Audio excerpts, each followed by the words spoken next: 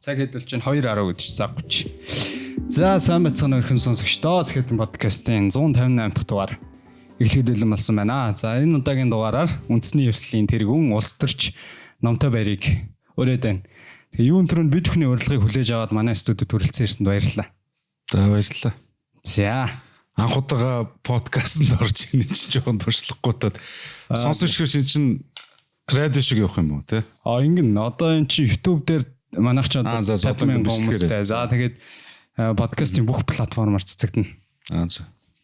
Тэгээд энэ та бас ярилцлага өгж байгааг болохоор сонирхолтой байна. Ярих зүйлүүд ч их байна.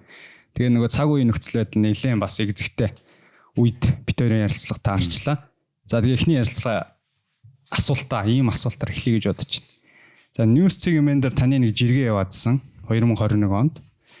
Тэгээ тэрэн дээр юу гэсэн байна вэ гэхээр за би та бүгдийн адил сураггүй болсон шударга ёс, шуналгүй, өсөхгүй, ёс зүйт төрөөр маш их цангаж байна гэж. 21 оны жиргээ юу вэ? Энэ 21 оны 4 сарын 9-нд буюу нөхөс сэргээр шорон суучаад гар магсаа бицсэн өдөр уцаа аваад хамгийн дөрөв тэгээд яг ойр тойрныхоо нөхцөдтэй уцаар яриад тэгээд Twitter дээр бичсэн. 2021 оны 4 сарын 9-нд. Маш тод санаж байна. Окей. Олон талаас нь ботсон. Нэг жил ботсон зүйлээ бичсэн. Тэгээ өнөөдөр битэрийн ярилцлагачсан дээ таны энэ бичсэн нэг 4 үг байгаа юм шүү. Дахиад би давтаад хэлье. Шудрагаас шуналгүй, өсөхгүй, ёс зүйт төр гэдэг энэ сэдвийн өрөөнд би асуулт асууна. Тэр ч утгаараа логик дистаралтай явахын тулд эхний асуултыг за хэдхэн хоногийн өмнө сонгуулийн ерөнхий ороо таны материалыг бүртгэж авахаас татгалзлаа. За 2020 онд болсон үйл явдал энтэй бас их төстэй юм аа. Хаул дөрөвт бие даа нэр дэвшгээр 31 мянган иргэдээс гарын өсөг цуглуудад дэвшгээр болоод за ингээд сонгуулийн ерөнхий ороонд материал өгсөн чинь хүлээн зөвшөөрөө за дэвшээ гэдээ авцсан. Авсных нь маргааш нь таныг баримтчилсан байл. Баримтчилсан биш, баривчилсан. Наа ч бас юм шүү. За. Ер нь хоёул шууд уус төр руу орох юм чинь залуучууд зориулсан гэдэг ингэ зүйл ярьдаг шүү. Ер нь залуучуудын хэсэг бол байгаа. Хамгийн гол нь лог дистраллаар явах үүднээс за чи хөтлөөл одоо мэрэгчлэн одоо би юу заах вэ? Тэгэхээр одоо тухайд болсон процесс одоогийн процесс хоёр нэг ийм ижилт нэг ийм харагдаад байна. Тэгэхээр би танаас эхний асуулт нь 2020 оноос хойш ер нь бол Номтой хоёр гэдэг хүн бол улс төрөөс тодорхой хэмжээнд завсарлага авсан. Гэхдээ таныг дагдаг юм уу? Таны улс төрийн харизм итгэл үнэмшилтэй байдаг хүмүүс нь бол хэзээ нэгэн өдөр бол буцаад улс төр рүү орж ирнэ гэдгийг бол мэдчихсэн баг. Тэгээ яагаад ер нь 24 онд эргэж ирэхэд болсон бэ? За эргэж ирэхдээ үндэсний эвсэл гэдгээр эргэж ирэхэд боллоо шүү дээ. Тэр асуултаар эхэлье. Яагаад? Ер нь 13 настайд л жоох хөвгчтэй. Гэтэл за Амартаач Улаанбаатарын атман болон дараа нь улс төрд атман болно гэлээ. Тэгэхээр эргэж ирэх гэдгээ бодож эргэж улс төрд орох уугүй юу гэж огтгож бодоогүй анханасаа л улс төрд хөл тавьсан тэрнээс хойш л үргэлжилсэн. Тэзээч би улс төрөөс гарсан гэж боддоггүй. Заавал нэг албан тушаалтар байхаар улс төрд байна гэж бас үзэхгүй. Улс төрч гэдэг хүн бол нийгмийн сайн сайхны төлөө өөрийнхөө мэддэг чаддаг тэр тулгуурлаад өөрийгөө золд зүтгэдэг л хүнийг л хэлдэг шүү дээ. Тэгэхээр 20-24-ний хооронд одоо гарцсан гэж би хэлэхгүй. Тэгэхээр эргээд ирэх нэг тийм шийдэл гэж юусоо байхгүй анханасаа л байсан. За ер нь угаасаа л байсан гэдэг хариулт угаасаа л байсан. Тэгэхээр та 2012 онд хөдөлмөр нийгмийн хамгааллын дэд сайдаар за ер нь 2012 онд би таныг улс төрийн карьер эхэлсэн гэдээ ойлгочих болох уу? 33 наснда. 10 онд. Тэр 10 онд за 10 он гэдэг яач 10 оноос хойш 24 он гэдэг чинь 14 жилийн дараа. За 10 онд улс төрд орж байгаа 31-тэй тэр чинь одоо бараг л надтай миний настай байсан гэсэн үг шүү дээ. Залуу улс төрч хүний үед угаасаа залуу хүн улс төрлөө тухайн үед 31-тэй зориулж орсон хүмүүс ч угаасаа аврал байсан баг. Залуу улс төрч гэдэг утгаар даныг хүмүүс дийлэх нь мэдэн шүү дээ. За тэрнээс хойш өнөөдрийн одоо нөгөө 45 настай те да одоо нөгөө 40 гарсан 4 дарсан ат гэж монголчууд ярьдаг шиг. Тухайн үед орж исэн Намтай Баяр одоогийн Намтай Баяр хоёрын ялгаа нь яг юу вэ? За нас уу л ойлгомжтой. Одоо та эргээ зүгээр харахад за нэг ялгаа байхгүй дээ. Яагаад тэгэхээр миний үзэл бодол баримтлагдаг зарчим ердөөс өөрчлөгдөв. Тэр хамгийн чухал. Мэдээж улс төрд хөл тавиад төрийн хариуцлагатай албан тушаал дээр олон жил ажилласнараа илүү олон зүйлийг хэрэгжүүлж бодох, өөрийнхөө үзэл бодол, итгэл үнэмшлийг хөгжүүлэх энэ байдлаар бол ялгаатай. Тэрнээс биш суур хувийн үзэл санаа, зорилго, зарчим бол огтгож өөрчлөгдөв. За үүнийг нотлох нэг зүйл юу гэхээр одоо чи сонгуулийн бэлтгэл ажиллагээд тэгж манай одоо хэвлэлийн баг байдаг. Анх номтой улс төрд хөл тавьснаас хойш хэвлэл дээр өгч исэн бүх ярилцлага. Одоо түрүүн хоёул эхлэх юм миний 21 онд бичсэн жиргэв шүү дээ. Ингээл гих мэтлэн бүгдийг судалж үзсэн байдаг юм бэл. Тэгээ нэг дүгнэлтэнд хүрсэн. Номтой гэдэг хүн бол ерөөсөө өөрчлөгдөг юм байна. Яг л юу ярьж ирсэн. Ямар зарчим барьж ирсэн бүгд л хэвээр юм байна гэд. Тэгээд за тэр үгүйч над нэг цохилтоо мэдрэгдээгүй. Ингээ өнгөрсөн. Тэгээ саяхан хэд хоногийн өмнө за сарын өмнө юм уу? 20 онд оримтлуулж ирсэн материалуудаа үзсэн чинь 11 оны 2 сарын эхний 7 хоногт сонир өгсөн миний ярьцлага өөр ингээ шаралцсан. Дундаас нь гараад ирлээ. Гэхдээ сонирхоод би нь өөрийнхөө өгж ирсэн ярьцлага нэвтрүүлгүүдийг эргэж өрөөсөн үзээд байдгүй. Сонирхоод уншаад үзсэн. Яг л өнөөдрийн номтой хэвээрэлээ. Тэр үед юу гэж бодож ирсэн, ямар зарчим барьж ирсэн. Өнөөдрийн үндэсний эвсэл байгуулагдсан шалтгаан зорилгыг тухайн үед ч гэсэн бас ярьж л байсан. Үзэл санаа, үзэл баримтлагдаг зарчмын хувьд бол өөрчлөгдөх нь маш буруу. Мэдээж буруутай зүйлээ бол засахын төлөө байлгүй л яах вэ? Тэгээ анханасаа улс төрд хөл тавина гэдэг бол нийгмийн өмнө хүлээсэн маш том хариуцлага. Тэгэхээр хүн улс төрд орохдоо би ер нь хий юм бэ? Ямар үзэл бодолтой хүн юм бэ?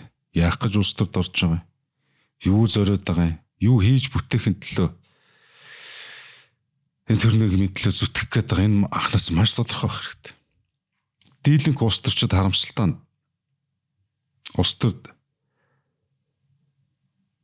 олон жил дараалан байдаг ч гэсэн өөрийгөө олж чадаагүй л байдаг. Хүн өөрийн гэсэн үзэл бодлогоогүйгээр жанжин шугангүйгээр улс төрд хизээж үр бүтээлтэй олигтой явж чадахгүй. Үзэл бодол баримтлах зарчим гэдэг бол одоо шашин шиг л гэж ойлгож болно шүү дээ. Тэр маш чухал. Тэрийг маш сайн бодож олон талаас нь хэрэгцүүлж бодол санаа нь хүрэхгүй бол бусдаа зөвлөлдөж өөрийгөө олж авч иж улс төрд орох хэрэгтэй. Тэгжил хүн үр бүтээлтэй явна. Тэр таны үзэл санаа 2010 онд орсон зарчмынхаа талаар дэлгэрүүлж яриа ш та. Би яг ийм үзэл санаа 10 онд тээжсэн. Одоо чивэрэн гэд. За мэдээж одоо бодлын нэг гох гэж байдаг ш та. Тэр юун дээр дарагддгүйхээр яг хөө багнаас нь манай өвчтөө төр нэгмээ зүтгэлтэй хүн байсан. Өвөг нь үлэл байлгүй л яг хөө. Гэхдээ улс төрд эргэлт буцалтгүй орох шийдвэр түүнд өөрийгөө бэлтэх гээд мэдлэг боловсролоо дэвшлүүлэх гэж сургууль соёл төгсөх хэрэгтэй. Түүнийг ажил амьдрал дээр буулгаж, нийцүүлж өөрийгөө төлөвшүүлэх хэрэгтэй. Тэгээ би чинь Америкт төгсч ирэл тагнуулын байгууллагт урилгаар орж ажилласан. Баггүй олон жил ажилласан. Тэгээд энэ бүх одоо сурж исэн, ажиллаж исэн, өөрийгөө л улс төрд бэлдэж исэн л гэсэн үг. За яг бодлын гох нь юун дээр дарагддаг вэ гэхээр тэр үед Монголд альбан бус хаан бий болцсон байсан. 10 онд тэр үед гэдэг. За ер нь 9 он хүртэл. Тэ. Бүх хувийн хвшлүүдийг айлгадаг, дарамталдаг. Хэвлэлийг дууг хаадаг, хэвлэл мэдээллийн салбарын нөхдүүдийг барьж хордог. Гэхдээ монголчин бүр аимшигтай нийгэм бий болчихсон байсан. Тэр нь ч одоо ойр тойрны нөхдүүд өртөж хилмигдчихсэн. Хууль хүчний байгууллагууд нь тухайн хааны харуул хамгаалтын албашгал ажилдаг. Өндөө Монгол тэр үед бол хаантай л байсан шүү дээ. Тэ. Хаан засаглыг нураах хэрэгтэй мэрэгж үзсэн. Тухайн үед улс төрд орохын өмнөхөө миний ойрын нэг ах арц намын одоо тухайн үеийн лидер, арчлагчдын анхдагчдын нэг номтой мэдөө арц намын гишүүн болоод хэттэй ардсан залуучтай холбооны ерөнхийлөгч болох хэрэгтэй гэд. Тэгээ би яагаад чи ардсан намд орох шийдлэг гаргаагүй. Нөгөө хааны эзэмшил бүхий намд нь орж байгаад дотроос нь задлж ирүүлжүүлэх хэрэгтэй байна л гэж үзсэн. Тэгээд тухайн үед Монгол ард давсгал нам гэж байсан. Тэгэл дотор нь орсон даа. Тэгээд одоо тэр хаан засаг нэр нь тэгэл үзэж эхэлсэн дээ. Тэрнээс ч тодорхой хэмжээнд 16 жил өнгөрчлөө. Тий. Би залуучуудаа хамгаалах, залуучууд дарга нарын сүнх барьдаг, архийг нь хундгалж өгдөг, нэр усаа ашиглуулж элдв, хулгай хэрэгт нь оролцдог. Ийм л арчаагүй байсан. Энийг эвдэх ёстой юм байна. Залуучууд өөрийн гэсэн улс төрийн бодлоготой, өөрийн гэсэн болсон хүчний бодлоготой, өөрийн гэсэн итгэл үнэмшилтэй байх хэрэгтэй гэд анхныхаа гаргаач тухайн үеийн хувьсгалт нам, өнөөдрийн ардын намын дэрэгдэх залуучдын байгуулгын өдөр зөвлөлийн гишүүн, бах хурлын гишүүн, дэд ерөнхийлөгч, сүүлдний ерөнхийлөгч нь болоод тэр 11 оны 2 сар эхний 7 хоногийн ярьцлага гэдэг байгаа. Тэрний гарчиг нь юу вэхээр залуучууд бол нохоод барьдаг мод бишээ гэж. Тийм гарчигтай ярьцлага байсан. Тэрний төлөө тэмцсэн. Залуучуудаач ер нь өөрсдийн бодолтой, итгэл үнэмшилтэй,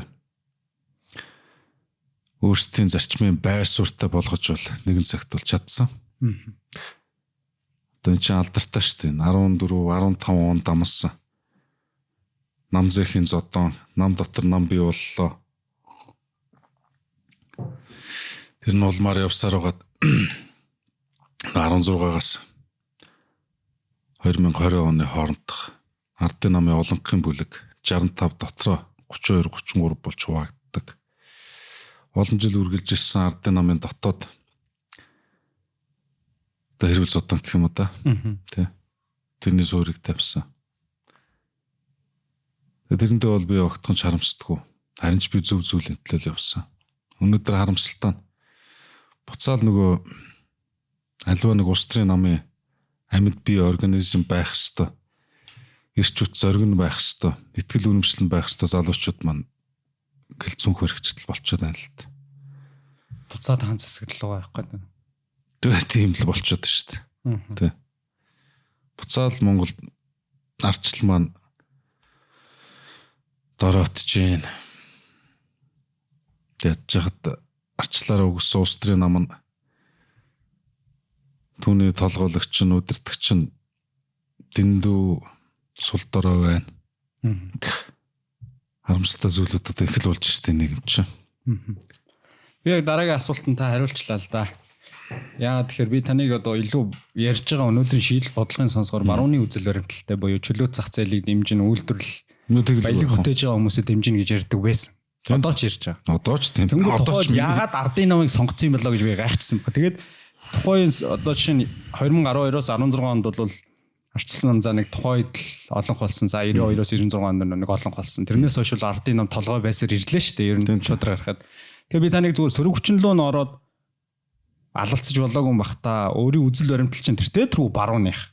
Тэгэхээр яагаад эсрэг сонголт хийсэн бэ гэдгийг асуу гэж бодсон. Та тэгээ шалтгааны нь бас зүгээр сая дотор нь ороод алцсан гэдэг үгээр хэлээ. Дотор нь ороод тэмцэлдээ. Аха. Ардсан намыг бас тухайн үед сонгохгүй байх шалтгаан юу гэхээр хитрхи дотоод талцал тэмцэлтэй. Ардсан намын тогтолцоо нь угаасаа олон намын улс төрийн нэгдэл дээр суурилсан түүнийгээ дагсан юм бүлэглэлийн тогтолцоотой. Ямар нэгэн байдлаар нийгмийн өмнө хариуцлага хүлээн төр удирдна гэдэг бол дотоод сахилга бат.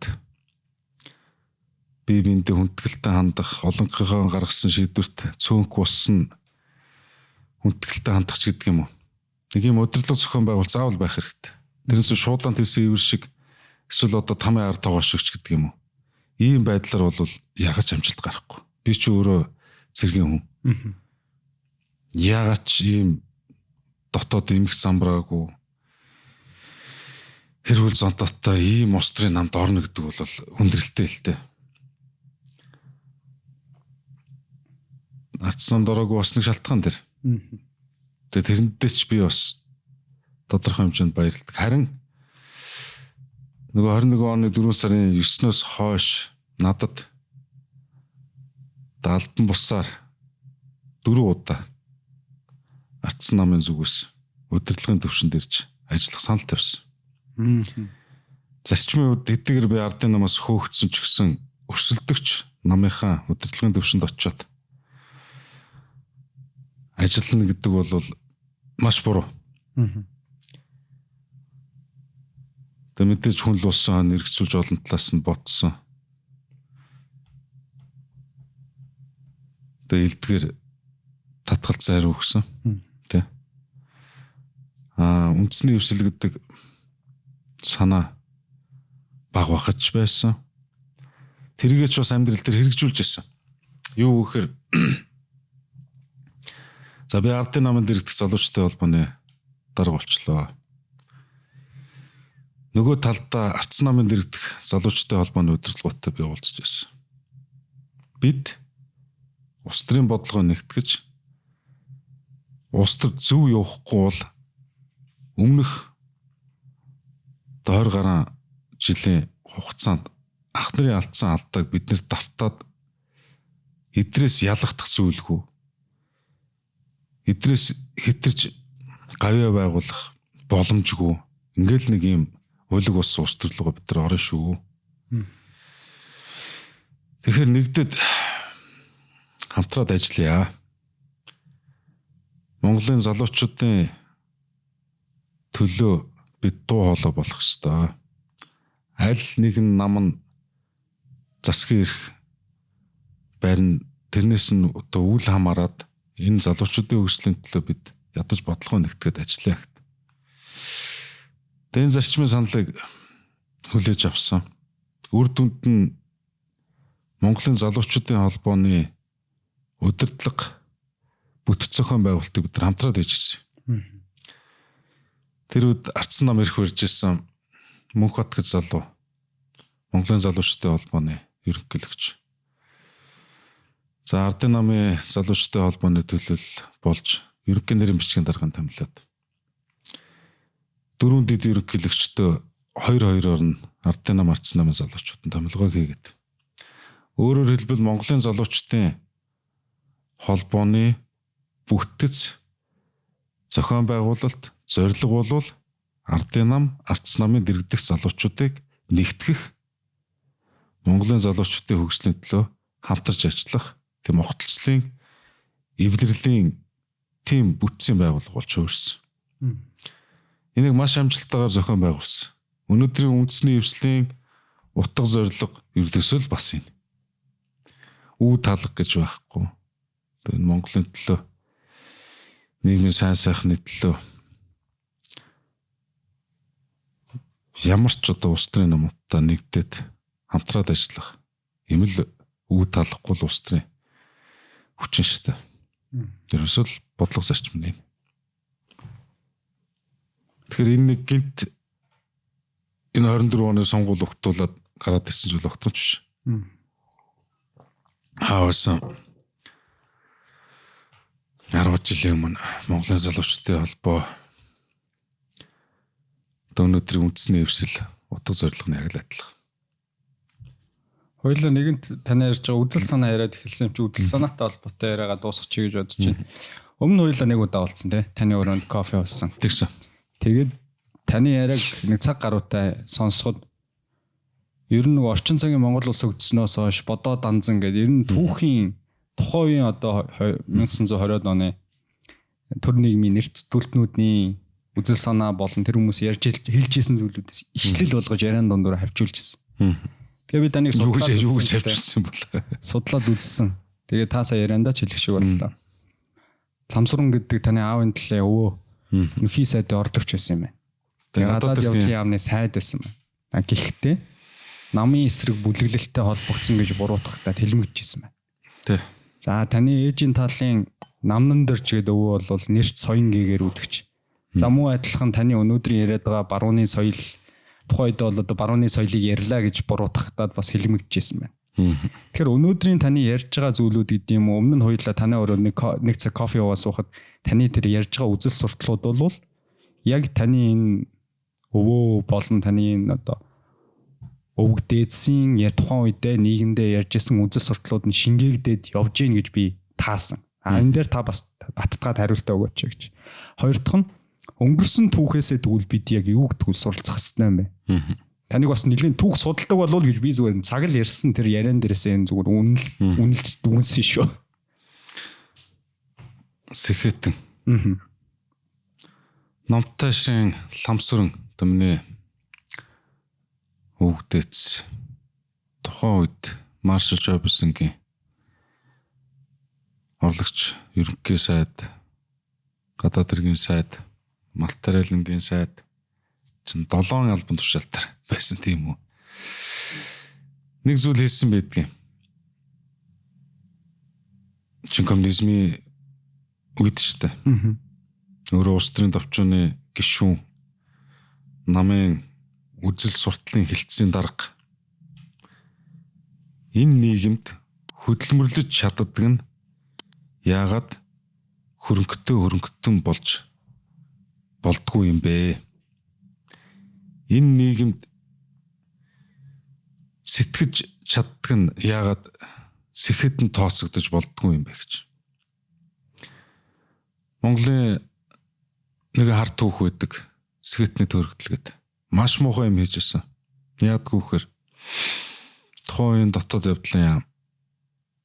Тухайн Монгол ардын хувьсгалт нам. Нийгэмдээ нээлттэй хэлцүүлэг зохион байгуулсан байдаг. Ер нь Монгол улс зөв зам дээр явж байна уу? Энэ замналаар яваад Монгол улс хөгжилтэй хүчрхэг гүрэн болж чадах уу? Өнөөдрийн төр нийгмийн тогтолцооны алдаа дутагдал юунд байна вэ? Бүгд нийтээр хэлцээ агт. Тэг бүгд л шүүмжилтэ хандсан. Болохгүй байна. Энэ коммунизм чинь Монголд бол таарахгүй. Бид энэ барууны хөрөнгөний замаар явах ёстой. Гэх мэтлэн янз бүрийн л бодол санаагаа тухайн үеийн иргэд илэрхийлсэн байдаг. Тэгээ харамсалтай нь яадгүй бүгдийн дотоод явдлын яам бүртгэж яваад их цэвэрлэг гэсэн. Чингээд нэг юм нийгэмд юм өгөөс тавьж жагаад хин юу гэж боддгийг бүгдийг мэдэж аваад тэгэл ерөөсө тухайн төр засгийг шүүмжилсэн, нийгмийн тогтолцоог шүүмжилсэн, эдийн засгийн тогтолцоог шүүмжилсэн, улс төрийн үзэл баримтлалыг шүүмжилсэн бүгдээрнгийн тэгэл одоо цааш наруулаад шорон тэгээл албан тушаалаас нь буулгаж хөдөө сүлгэнд явуулаад ингээл ерөөсөн маш том одоо нийгмийн цэвэрлэгийг хийсэн бүх сэхэтнүүдэд ядаж устгаж байсан. Мөн 37 оны хэлмэгдүүлч тэр шүү дээ. Дандаа тийм хувийн аж ахуйн сэтгэлгээтэй. Одоо барууны үзэл баримтлалтай. Хувийн өмчийг дээдлсэн. Хувийн өвчлийг дээдлсэн ийм улсуудыг л бүгдийг хомруулж устгасан шүү дээ. Дараа нь сэхэтний төрөгдлөгдөж одоо 50-60 оны үед мөн л хоёр дахь давлгааны явагдсан. Өнөөдөр ч мэрсэр энэ байдал эврээл явж байна. За нөгөө талдаа намд ирж одоо манай ээж юу анхны л Монголын одоо эрдэмтэн одоо орчин цагийн Монголын Индиана Джонс л гэж би хувьдаа боддгийн. Тийм археологч маш олон одоо Монголын эртний түүх өв соёлыг илрүүлж нээж олон жил одоо газар шороо малтлах хийж явсан тийм хүн. Тухайн намын их хурал дээр намаа шүүмжлээд ер нь намдэрж яадаг. Намдэрж намаар яадаг гэж хэлээл өөрхөө 3 жилийн ялааваа шоронд орж байгаа жишээ нэ. Тэгэхээр энэ хоёр талын одоо түүхэн үг үзэл бодол надад нэвчин гисэн. Дээрэс нь сүүлийн үед төр нийгмийн түүхэн зүтгэлтэй энэ орчин цагийн одоо Монголын ирээдүг тодорхойлж байсан солийн дансан. 1921 оны үндэсний ардчилсан хувьсгалын дараа монголчууд анх удаага нэг 300 жил зоочлаар энэ 220 жил үзээгүй тийм одоо өөрөөсөө удирдах элдв гадны улсын хараалт байдалгүйгээр нэг эрхчлэн амссан нэг хоромхон зур он жилүүд байдаг шүү дээ. Тэр үед хоёр үзэл санаа явж байсан. Нэг нь солийн данцангийн үндэсний ардчилсан үзэл санаа. Бид Швейцар руугаа хөгжнөө. Нүүдэлж авах соёлтой монголчууд бидэнд энэ коммунизм, социализм гэдэг нь таарахгүй. Бид капитализмыг алхасч болохгүй. За энийгээ ч зүгээр нь хэлчихээгүй. Маш олон хүмүүсийг барууны орнууд руу илгээгээд тухайн улс орны үндсэн хууль, нийгмийн эдийн засгийн тогтолцоо маш сайтар судлаад одоо тэр үед шүү дээ. Тэр үед чинь интернет гэж байхгүй, агаарын тээвэр гэж байхгүй. Тэгэл өөрхөө одоо өхөр морин тэрэг тэл явтгал байсан л үү шүү дээ. Тэгэд Монголын ирээдүг маш зүгээр тодорхойлсон байдаг. Тэр Швейцар руу адил хөгжиж гэдэг зүгээр ч нэг одоо нэг бодлын нэг юм шүгэл байдаг штэ ингээд нэг хүн бодохгүйгээр нэг хэлждэг. Тийм зүйл огтхон ч биш. Айхтар нарийн судалж олж харсан байдаг. За нөгөө талдаа мэдээж одоо социализм замналаар явна гэдэг.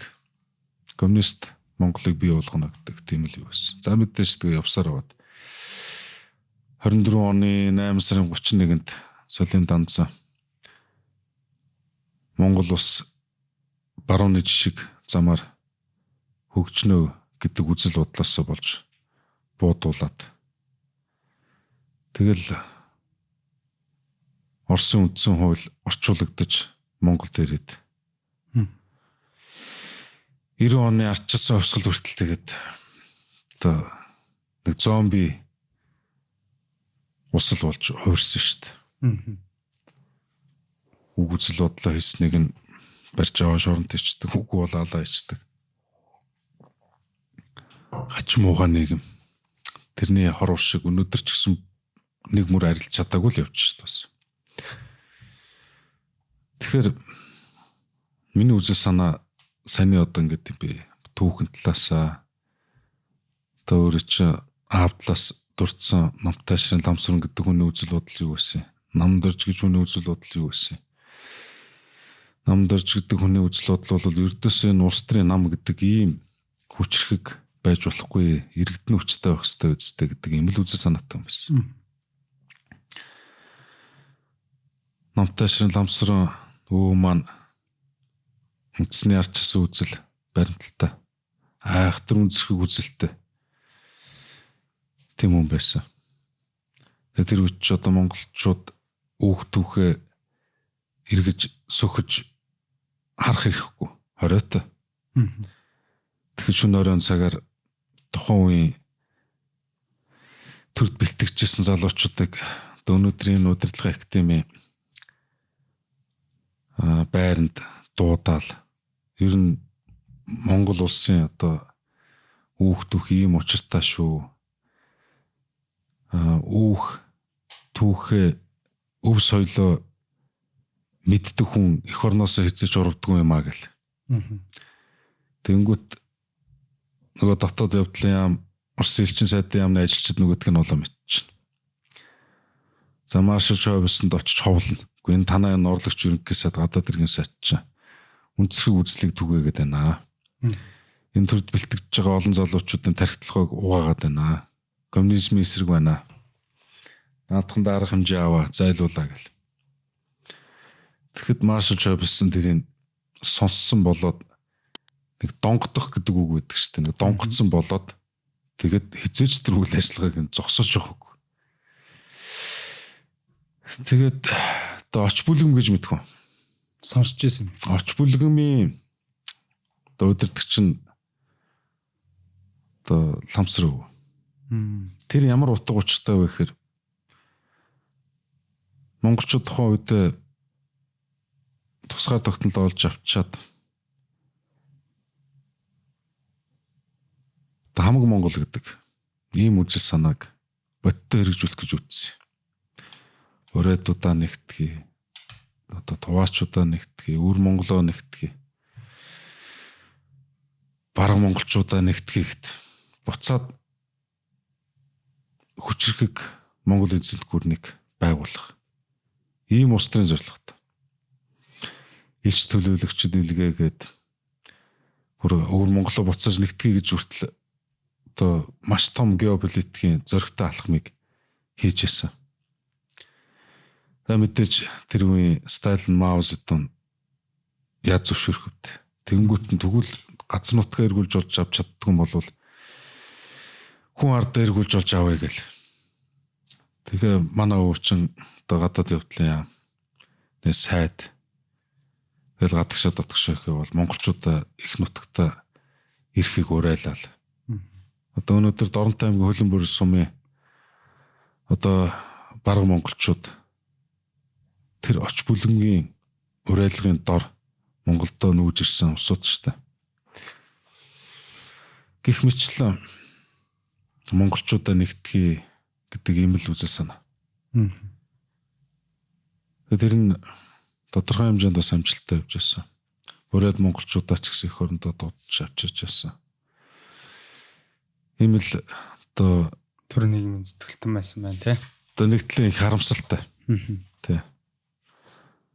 Миний ч одоо улс төрд байгаагийн зорилго хийж хэрэгжүүлэх гэсэн зүйл бол бас л үнэтэй шууд холбоотой. Миний дотоод ихтгэл үнэмшил.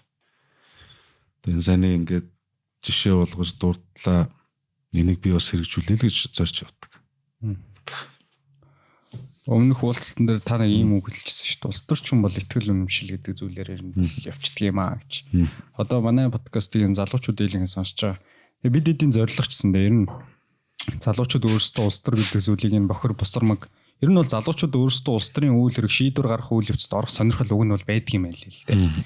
Гэхдээ зүгээр нэг улс төрийн өнөөдрийн төр зургийг гадна талаас нь хараад энэ бол бохир бусамаг үйл хэрэг учраас сонирхгүй байгаа даа, тоохгүй байгаа. Гэхдээ бол хамгийн сонирхолтой сэдв. Тэгэхээр би зүгээр залуу хүн хэрэг улс төрд орох гэж байгаа бол та өөрөө залуу хүн 31-т улс төр төл тавьсан учраас яг өөрөө туулаад гарсан учраас энэ дээр нэлээд тоочны хариулт өгөх болов гэж бодож байна. Улс төрд орох гэж байгаа залуучууд юун дээр нь анхаарах хэрэгтэй юм. Юун дээр алдаад байна. Бас танаа одоо үеийн залуучууд улс төрт ороод тухайн үед бас алдсан тодорхой жишээнүүд байх шүү дээ. Нэг зүйл дээр би шүүмжлэлтэй ханддаг. Тэгэхдээ нэгэн үйл явдлыг хараад маш их омгшиж баярлж байсан. 2 жилийн өмнөх 12 сарын 4-нд Сүхбаатарын талбай дээр залуучууд жигсаал байсан. Харамсалтай тэр жигсаалын утга зорилгыг мушгиж гуйлаад эрх баригчид өөрсөндөө ашигтай жигсаал цуглаан болгоод өөрчлөө ачсан. Тэр жигсаал донд би орсон. Тэг яг одоо ил нүрээрээ гарч чадаагүй. Яагаад тэгэхээр энэ чинь дотроос нь ингээд зохион байгуулалтад үүмүүлээд нийгэмд эмх замраагүй байдал бий болгоод түүний буруут нь номтой эргэж цоллох ийм бэлтгэл ажлууд хийжсэн. Хэвлэлч гэсэн яригадаад байсан. Энэ жигсаалыг номтой зохион байгуулж шаардна. Чи болж л үгүй намайг ямар нэгэн байдлаар нэг барьж орчих гээд идэх нөхдөж чинь яг зовлонтой ирсэн. Би 2 өдөр очисон. Үнэхээр тэр залуучуудын тэтгэл үнэмшил зоригийг хараад Монголын залуучууд амьд байгааг хараад маш их баярлсан. Их урмарсан. Гэхдээ дийлэх цагта Монголын залуучууд маань арай л үлдсэнгүй. Одоо жишээлбэл Францад саяхны нэг нотлон билүү уржна билүү. Францын засгийн газар тэтгэврт гарах насыг 1 жилээр нэмэх шийдвэр гаргангууд маргааш нь залуучууд босч жагсаж байгаа. Францад тэр нь жоохон тэмцэгч мундаг. Ер нь айхтар шүү. Айхтар. Тэр сэргэн мандалтын үе. Тэгээд тэр Виктор Хьюго гээд одоо мундаг зохиолч. Тэгээд хэдэн кинонууд ч байдаг шүү дээ. Ер нь залуучууд өөрийнхөө эрх ашигын төлөө, ирээдүйн баталгааны төлөө заавал талбай дээр гарч жигсдэггүй махад үзэл бодлоо тогтмол илэрхийлэгч байх хэрэгтэй. Эцсийн дүндээ өнөөдрийн нэг бяртаа хүчтэй харагддаг төрийн эрх мэдэлтнүүд нэг дийлчгүй мэт боловч цаад дотор бол асар амархан усуд байдаг шүү дээ. Айцтай. Маш амархан. Залуучуудаас маш их хайн, маш их болгоомжлно. Энэ нэг сэрэд тэмцэх юм бол дийлчгүй гэдгийг маш сайн мэднэ.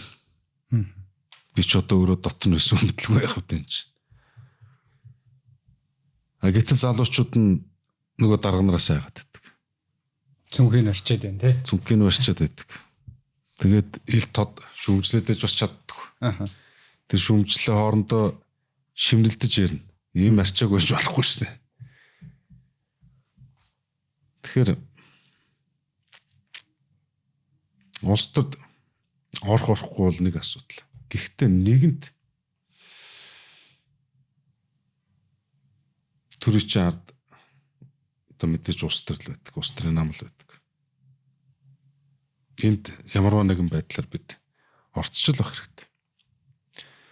Энэ заваа, энэ муухай, ялангуяа залуучуудын дунд улс төр гэхэд заваан гэдэг үг шууд орж ирдэг. Гэхдээ ягаад тэгвэл завааныг нь хүлээн зөвшөөрөөд төлцөнгөө байгаад. Энэ завааныг чинь цэвэрлж болно шүү дээ. Цэвэрлэх арга зам нь юу вэ? Одоо 6 сарын 28-нд саналаа өгцгөө. Саналаа өгөхдөө ямар улс төрийн одоо нам хөвсөлт хэндэн саналаа өгөх үү гэдгээ долоо биш тал хэмжиж нэг ухтлах зарчмаар хандах хэрэгтэй. Яагаад тэгэхээр эцсийн дүндээ 6 сарын 28-нд иргэдийн саналаа өгөх үүний үр дүнд төр засаг бий болно. Олигтой хүн сонгохгүй бол эргээл амьдралаа чинь будаа болгоно. Нөгөө л зам ус төр чинь уламл заварт болно. Үүний хохирогчд нь өөрсдөө залуучууд байдаг. Энэ холбоосыг нэг төдийлөн сайн ойлгохгүй гадаг шүү. Эцсийн дүндээ хохирогчд нь нийгэм залуучууд. Өнөөдөр залуучууд хэдэн мянгаар л гадагшаа дөрвч шүү дээ. Энэ Солонгосын элчин сайдын яамны гадаа яасыг хуртаа очир өдр болгон байна. Гэвч энэ үндэсний гамшиг байхгүй юу? Улс орн залуучуудаа хангалттай, салентай, айтайхан ажлын байр хангаж өгч чадахгүй шүү дээ. Олж байгаа орлого нь амьдралынхаа зардалтаа огтхонч нийцэхгүй. Байр орон сууц. За ингээл одоо залуу хүний зардал ихтэй. Орлого бүр яагаад ч нийцэхгүй. Тэгэл энэ нийгмийн байгаа байдал, бүүн уур, стресс, нерв. Тэгэл энэ түгжрээ, дуу чимээ, тоосчлт. Айтайхан залуучууд ерөөсөө бүр ийм байхад одоо тэгээ залуучуудыг бас буруут гарахгүй байна л да. Тэгэл бүгдээрээ л гадагшаа явахыг л хүсэж штэ. Тэгэл одоо энэ сошиал платформ хил хязгаар байхгүй гадаад улс орнд үеийнгийн нэгэн үеийн нэгэн насны залуучууд ичнээ сайхан ажиллаж амьдарч байгааг хараад бухимдчил байгаа штэ. Хаалтаа нэг юм биш бүгд нээлттэй. Тэгэл өнөөдрийн байгаа амьдралаа нөхдөттэй ингээл харьцуулаад харж байна. Тэгэхээр гадагшаа Монголдо ийм арчаагүй байснаас гадагшаа явахгүй гэдэг яах. Тэгэл гадаад очино. За чадах нэг сураад авна. Дийлэнх нь хар ажил хийн. Эрүүл мэндийн хувьд асар их хохирол амсна. Жинхэнэ эрч хүчтэй хийж бүтээдэг юм сурдаг. Насаа хар бор ажил хийгээл өнгөрөөж байна. Эргээл биегүй болно. Нөгөө ажлын байрандаа тэнцэхгүй болно. За яг нэг хэдэн жил хар ажил хийсний үр дүнд нэг 2-3 өрөө байр авчих мөнгөтэй ирнэ. Тэг нэгэнт нь эдийн засгийн идэвхтэй амьдралд орч чадахгүй нөгөө нөхдүүд маань эргээл нөгөө байраа зарна.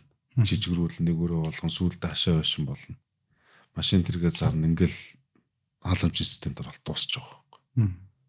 Маш харамсалтай ингээд юм нэг юм цикл болчиход байна л та.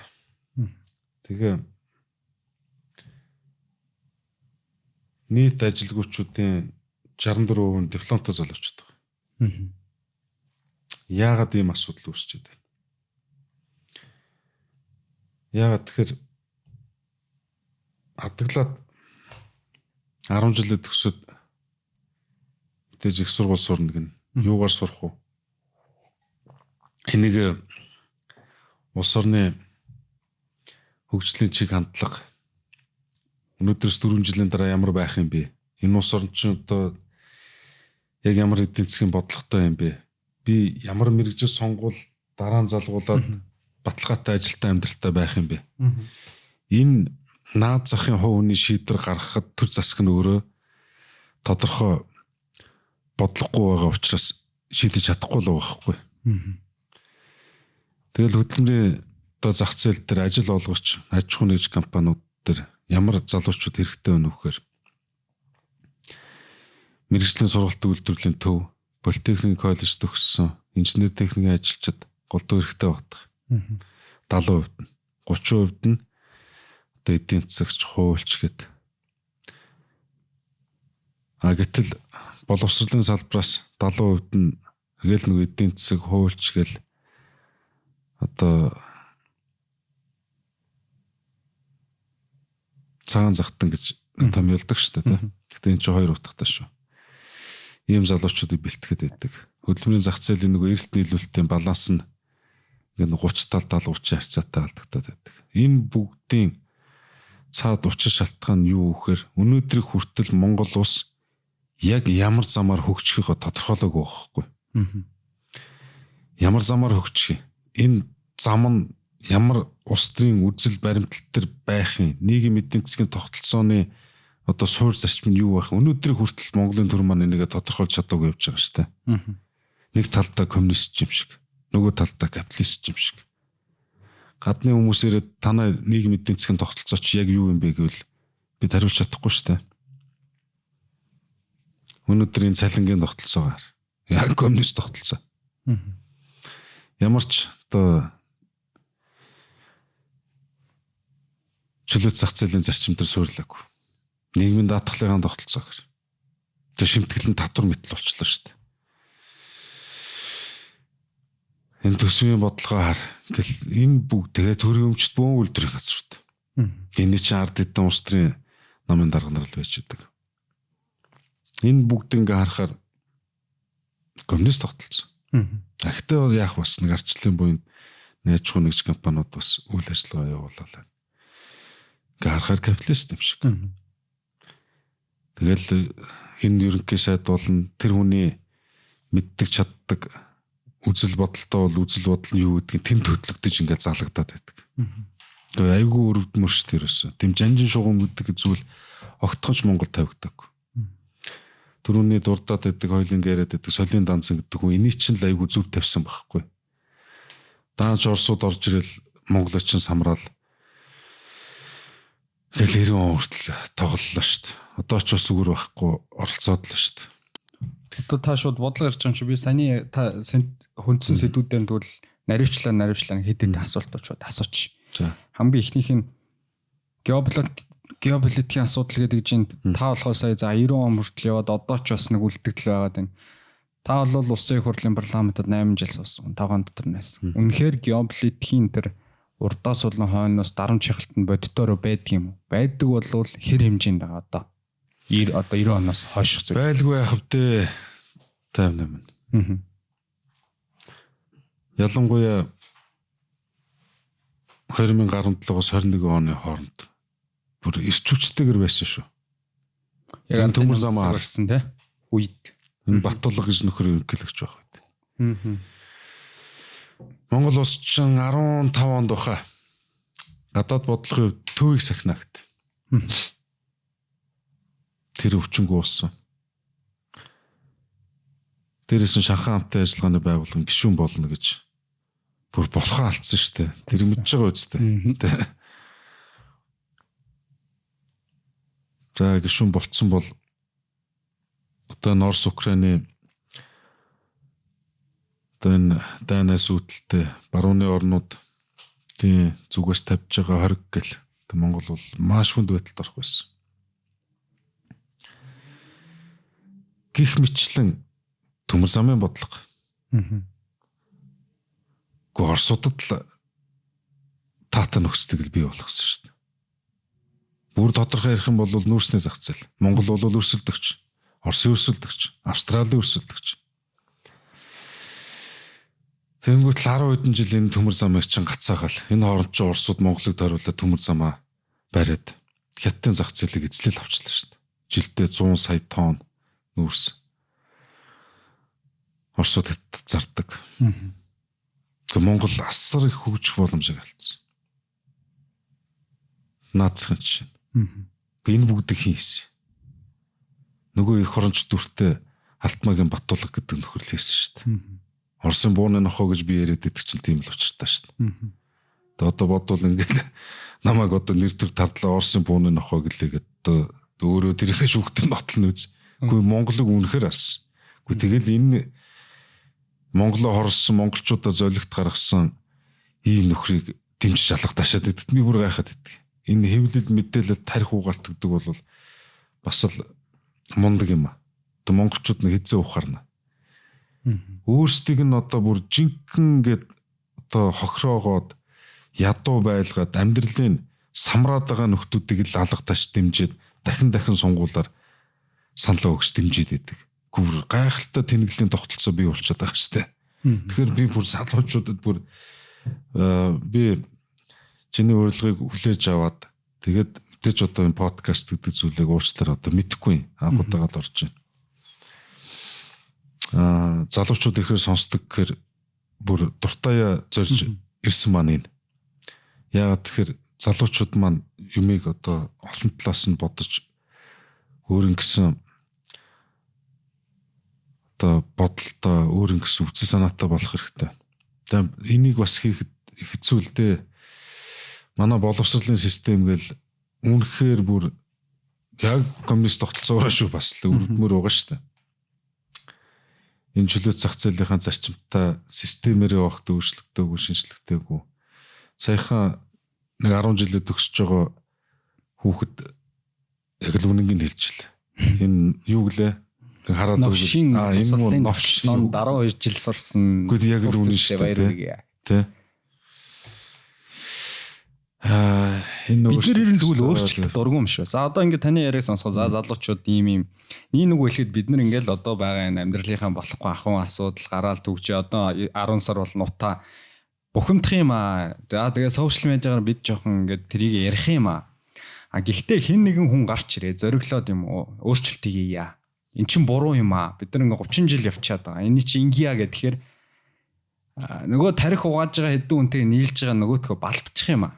Унахчих юм аа. Тэгээд бодонгууд би одоо сүултээ ингэж бод. Сүултээ залуучууд бид өөрчлөлтөнд дургүй юм байна. Гэдэг. Яг өнөөдрийн энэ юмдаа ингээл өнөө маргаашаа ингээл болгоол одоо ингээл хэлэхээр зөндөө хүмүүс муулахал багт. Гэхдээ бодит нөхцөл байдал нь ерөөсө тэгж харагдаад байгаа байхгүй. Өөрчлөлт хийгээл хүн ингээр нөгөөдхөө нийлж гад унагадаг. Тэгээ нөгөө буцаагаал 4 жилийн өмнөх юугаал авчираад буцаагаал тавьдаг. Үнэхээр залуучуудын одоо нийтлэг дуу хоолой өөрчлөгдөхийг хүсэхгүй байна гэвэл би ингэж өөрийгөө бусдын төлөө зольж ус төр хийгээд байх ямар ч шалтгаан зориггүй болчихно. Гэтэ энэ үг чинь би хэтгэлүүд байгаад байна те. Залуучууд бол нэг үе бодол өөр болж байна. Үгүй байна. Би одоо түрүү хэллээ шүү дээ. Тэр 2 жилийн өмнө 12 сарын 4-нд болсон жагсаал цуглаан дээр би 2 удаа очиод ямар их ирч хүч аав. Дааж харамсалтай нь энэ чинь ингээ гуйлаад юу болгоо ажиллаа хийм юу болгоо ажиллаа. Зохион байгуулалтаа ардын намын хаан орж ирэл шал өөр уур амьсгал бий болгоод ингээ самраа хийсэн шүү дээ. Би яагаад тэгж хэлж ийм гэхээр танд би нэг тоо хэлэх үү. Одоо ингээ сонгуулийн насны сонгогч одоо сонгуулийн насны иргэдийн 60% за бараг 67% нэ 40 хүртэлх насны залуучууд байгаа. Тий. Тэгэд бодоод үзэхээр залуучуудын гарт таны яг хэлж байгаа шиг асар их хүч байгаа. Бараг сонгуулийн үр дүнг энэ хэрвээ бид нар бүгдээ очиод дөгдөв шийдэхэр байгаа. Зүгээр л яахаар ямар ч асуудал байхгүй. Гэтэл энэ хүмүүс маань ингээд жилийн сонгуулиар одоо би шууд хэлчих. Ирэх барьж буй намыг дэмжиж ингээд одоо нөгөө инфлюенсерүүд нь ч одоо эхнээсээ янз бүрийн юм хийгээд эхэлсэн байлээ. Ингээд байгаад ахаар би ингээд гэнэрийн залуучууд ч одоо яацарсан юм бэ гэхээр байгаа даахгүй. Энэ залуучууд заавал одоо бүр энээс илүү хохирч, энээс илүү мяарч үзэх. Харин би бол тэгж бодоод байгаа юм. Харин тийм үстэй.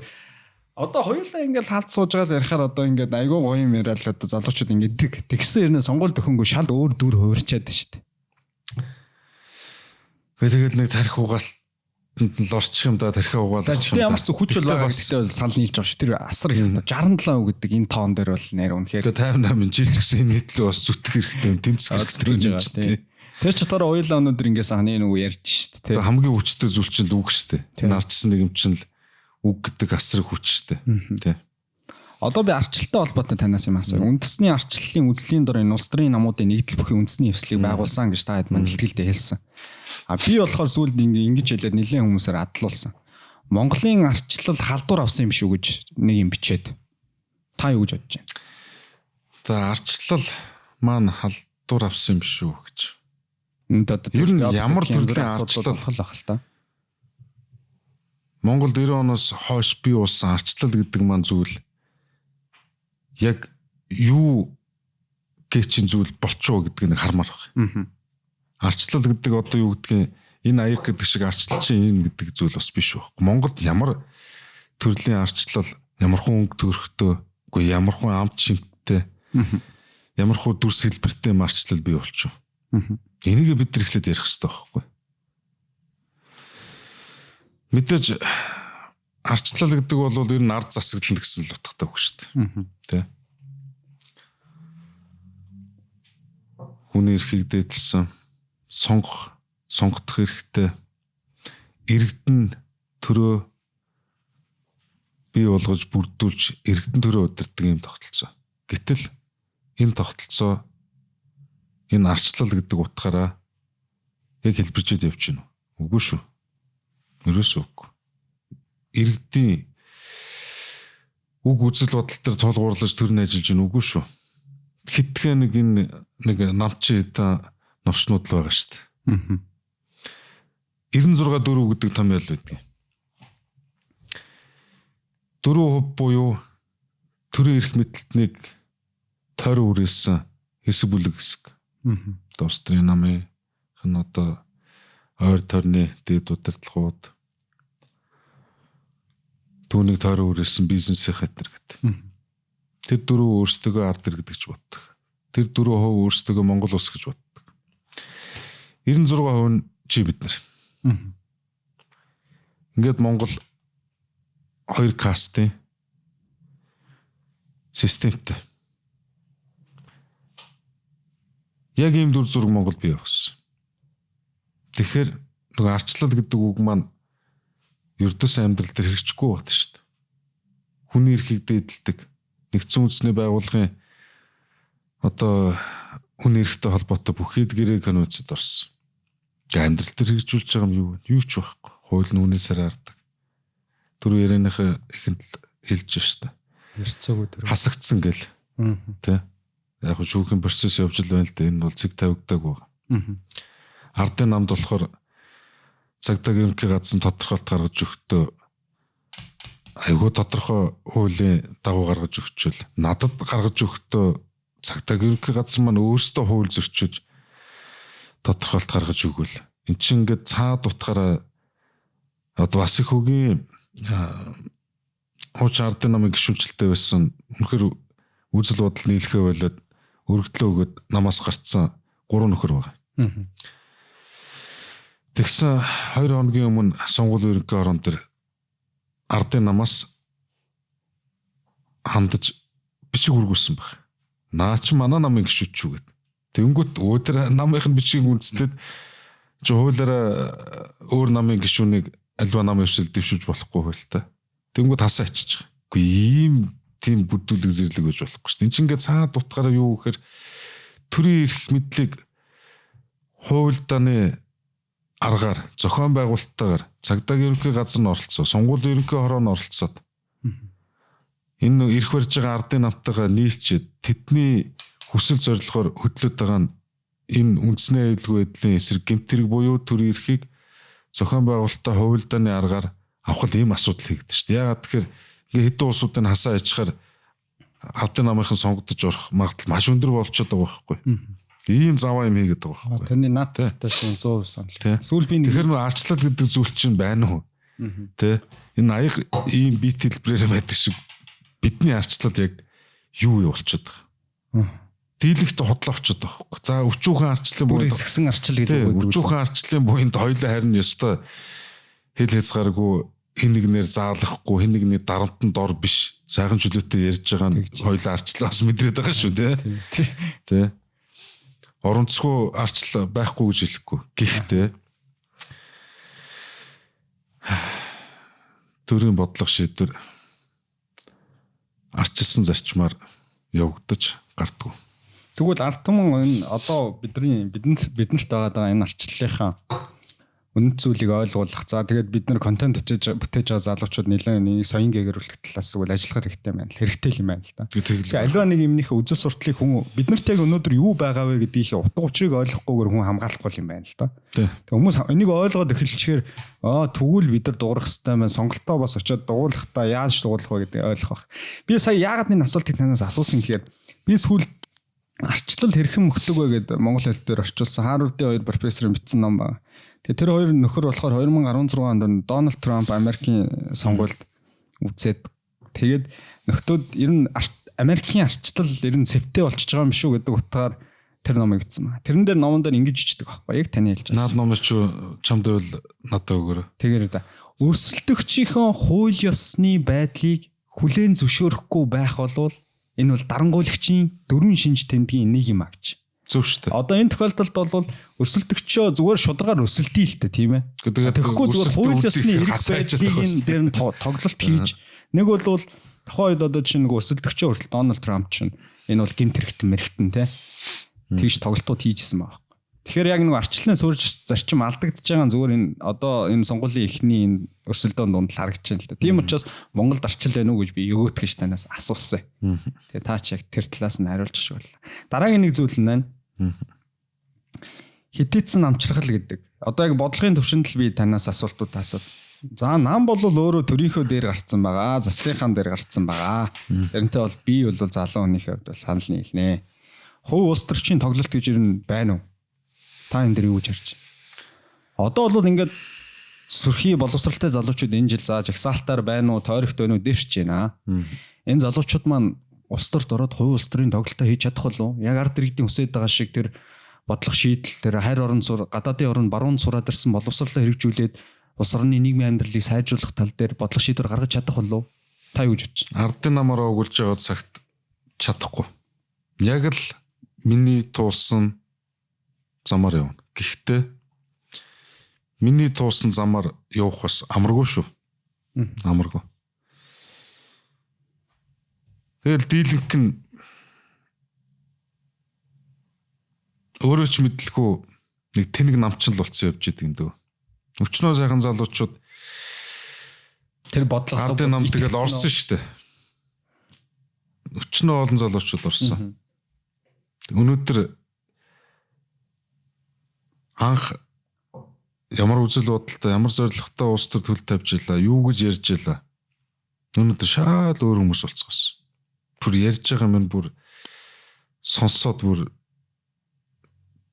одоо шулуух хэлэхэд бараг бөөлж сүрмээр бүр юм тэнэг болчиход байгаа байхгүй юу тэдний юм бол. Гэхдээ энэ нэг балиар энэ нэг намын тогтолцоо чинь ингээд юм залуучуудын чинь бүр оюун санаагийн тархийг нь бүр идчихэд байгаа байхгүй. Хичнээн мундаг тэгэл энтэн сургууль соёл төгссөн гэл одоо Ivy League гэл ярьдаг шүү дээ. Хаана уг тэд нэр Харвард авах. Шал тэнэг юм яриад жинхэнэ улаан коммунистууд болцсон л явж байгаа үст. Би харин тэгж чадаагүй байхгүй. Азтан. Би хэрвээ би хүрцэнгүй байгаад өөрийн гэсэн анханаас үзэл бодол баримтлагдаг зарчимгүй байсан бол өнөөдөр номт гэдэг нэг намчин тэнэгэл болцсон явж байгаа. Харин Аз уулж надад энэ улс төрийн эрх чөлөөг ардын нам хөөснөр олгосон. Би тэрэнд маш их баярлалаа. Та өөрийн саналаар гарсан юм уу хөөгдсөн юм уу? Хөөгдсөн. Ер нь тэгээд 18 оны 11 сард 2 дахь хөөгтөн л ер нь за одоо тэгээд ийм заваа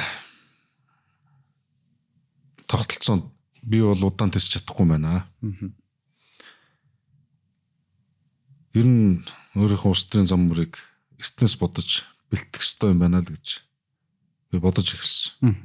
Өөрөөр хэлбэл өнөөдрийн үндэсний хвслийн байгуулах тэр зам л тэр үедэл тавьчих гэсэн.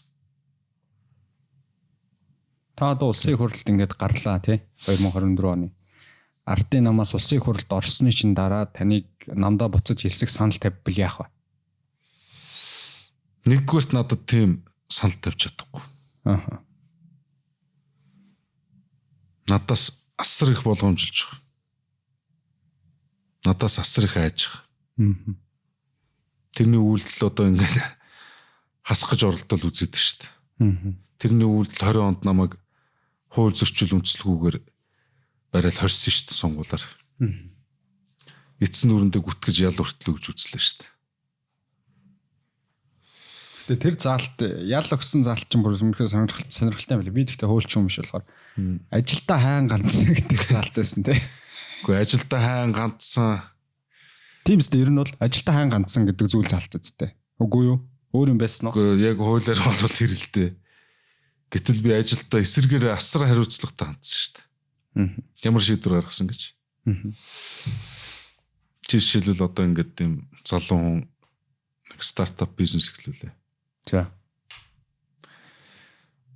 Журмаараа нэг 200 сая төгрөг санхүүгийн дэмжлэг авах боломжтой хөдөлмөр эрхлэлтийг дэмжих сангаас.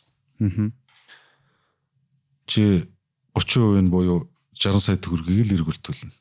140 саяг төлөх шаардлагагүй. Гэт ийм одоо хууль журмын цоорхоо бахаар жинхэнэ хулгай гэдэг юм байна үстэй. Хамгийн ойр тойрныхоо одоо нөхдүүдэд тэгэл үр хүүхдүүдээс ихсүүлэл хань хамаатан садан сонгуулаар нь сайн ажилласан нөхдүүдээ ингээд тийм тэтгдэг ийм заван тогтолцоо байсан Тэр байхгүй. байлаа. Тий. Тэрийг нь л би 100 эргэн төлөлтөй болгоод хаачихгүй да. Ийм шийдвэр гаргасны төлөө тэгээд эн чинь бас нөгөө банкар намжуулж хүү тооцоогүй гэдэг. Гэхдээ банкны босго давж чадахгүй хүчнөө залуучууд биш үү? Тэ. Тэгээд хүү тооцоогүй гэж яах юм. Гэхдээ чинь юм хийж бүтээ гэсэн залуучуудаа дэмжих хэрэгтэй юм байгаа үстэй. Тэгэл дэмжээл 3.9 тэрбум төгрөгийг 29 иргэд аж ахуй нэг залуучууд олгосон 100 эргэн төлөлтөө. Тэгэхээр нэрийг банкар дамжуулаагүй. Чи банкны босго давж чадахгүй шүү дээ. Тэгээ хүү тооцоогүй. Тийм шийдвэр гаргасан. Өөрөөр хэлбэл тэр 70% нь хулгаалагддаг байсан замыг л хаацсан байхгүй. Тэгэхээр би ажилдаа хайн хандчихв. Хариуцлагатай хандчих. Чи юу гэж бодож байна? Тэр нь буцаан төлөлт нь хийгдсэн ураар нь. Дэлгүй байх үү хийгээл л юу одоо ингэж явчихлаа шүү дээ нэгэлтэй л. Тий. Гэхдээ би чамаас асуухад шүү дээ. Хайн хандчихв. Хариуцлагатай хандчихв. Одоо тэрийг одоо систем мэдэхгүй маа. Гэхдээ юу гэж байгаа юм би тодорхой асууж шүү дээ. Чи эсвэл одоо 200 сая төгрөг авчаад 140-ын төлөхгүй байх санаатай юм уу? Үгүй шүү дээ. Ингээл барууны үзэл баримтал талаас нь бол нөгөө 100 эргэн төлөлттэй гэдэгтээ бол би 100% санал нийлж байна. Одоо чинь төрийн буюу бид нар татвар төлөгчдийн мөнгөөр нэг төсвөөс нэг тийм нэг халамжийн нэг юмыг одоо зүгээр болиулчмаар байгаа. Тэрэн дээр бол би таны шийдвэртэй нь санал нийтэж байна. Тий. Тэгэхээр хариуцлагатай шийдвэр гаргасан байгууз. Улс төрийн эзэрхтэй шийдвэр байж болох юм байна. Гэхдээ чинь өөрсдөө журмаараа хулгай хийх орон зай гаргачаал явж исэн шүү дээ 20 жил.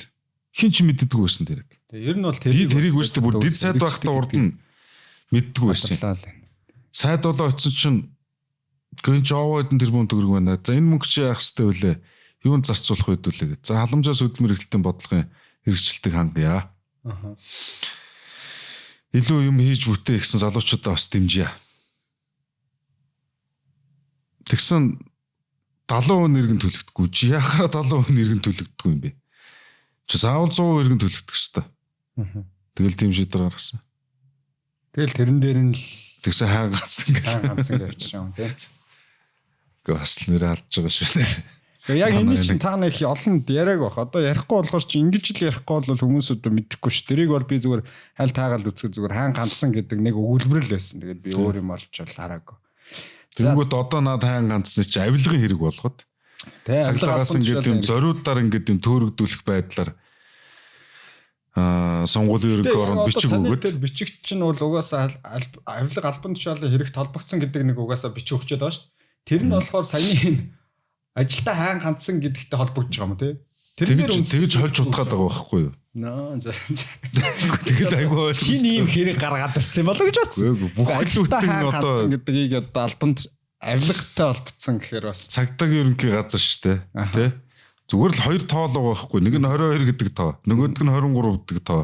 23 гэдэг нь нөгөө хаан ганцсан юм байхгүй юу? 22 гэдэг чинь авилга байхгүй юу?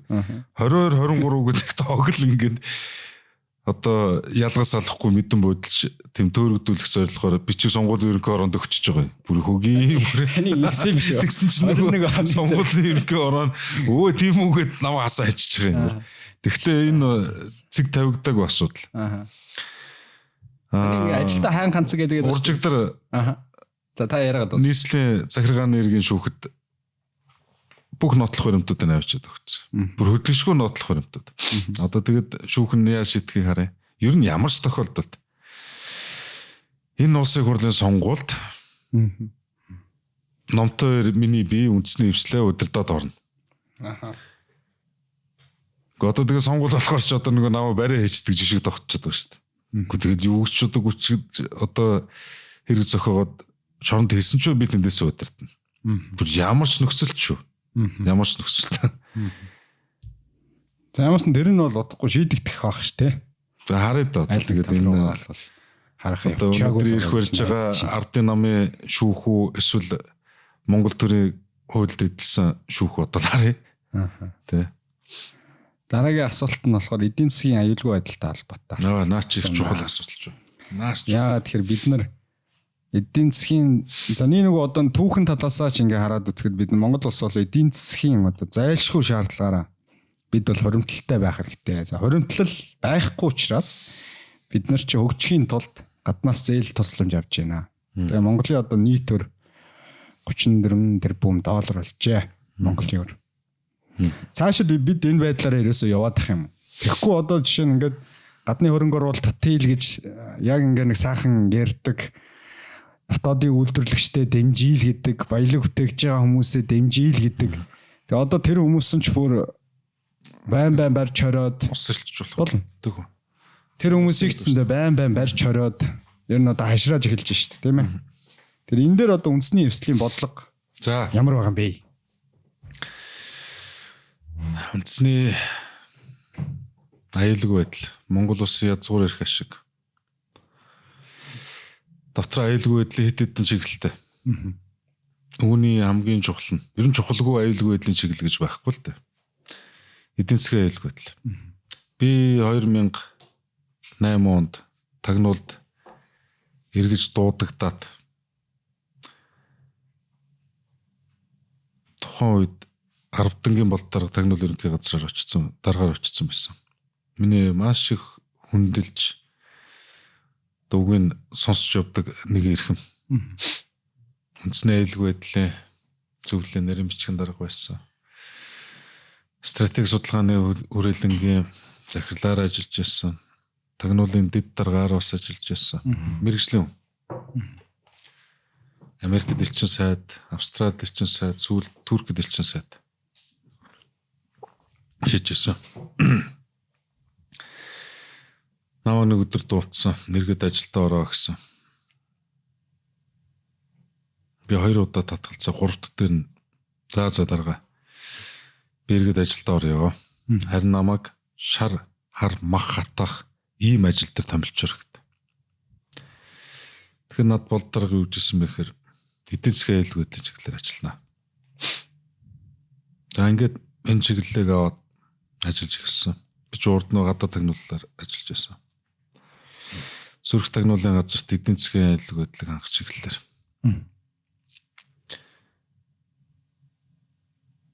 Тэгэнгүүт чи ажиллаа эхлэхийн тулд чи ямар бодлого байдаг үлээ, ямар зарчим байдаг үлээ гэд хайгаа үтсэн тийм зүйл байхгүй. Зүгээр л эдийн засгийн аюулгүй байдлыг хангах гэдээ яригадаад байдаг. Жохон эдийн засгийн аюулгүй байдал яаж хангах юм?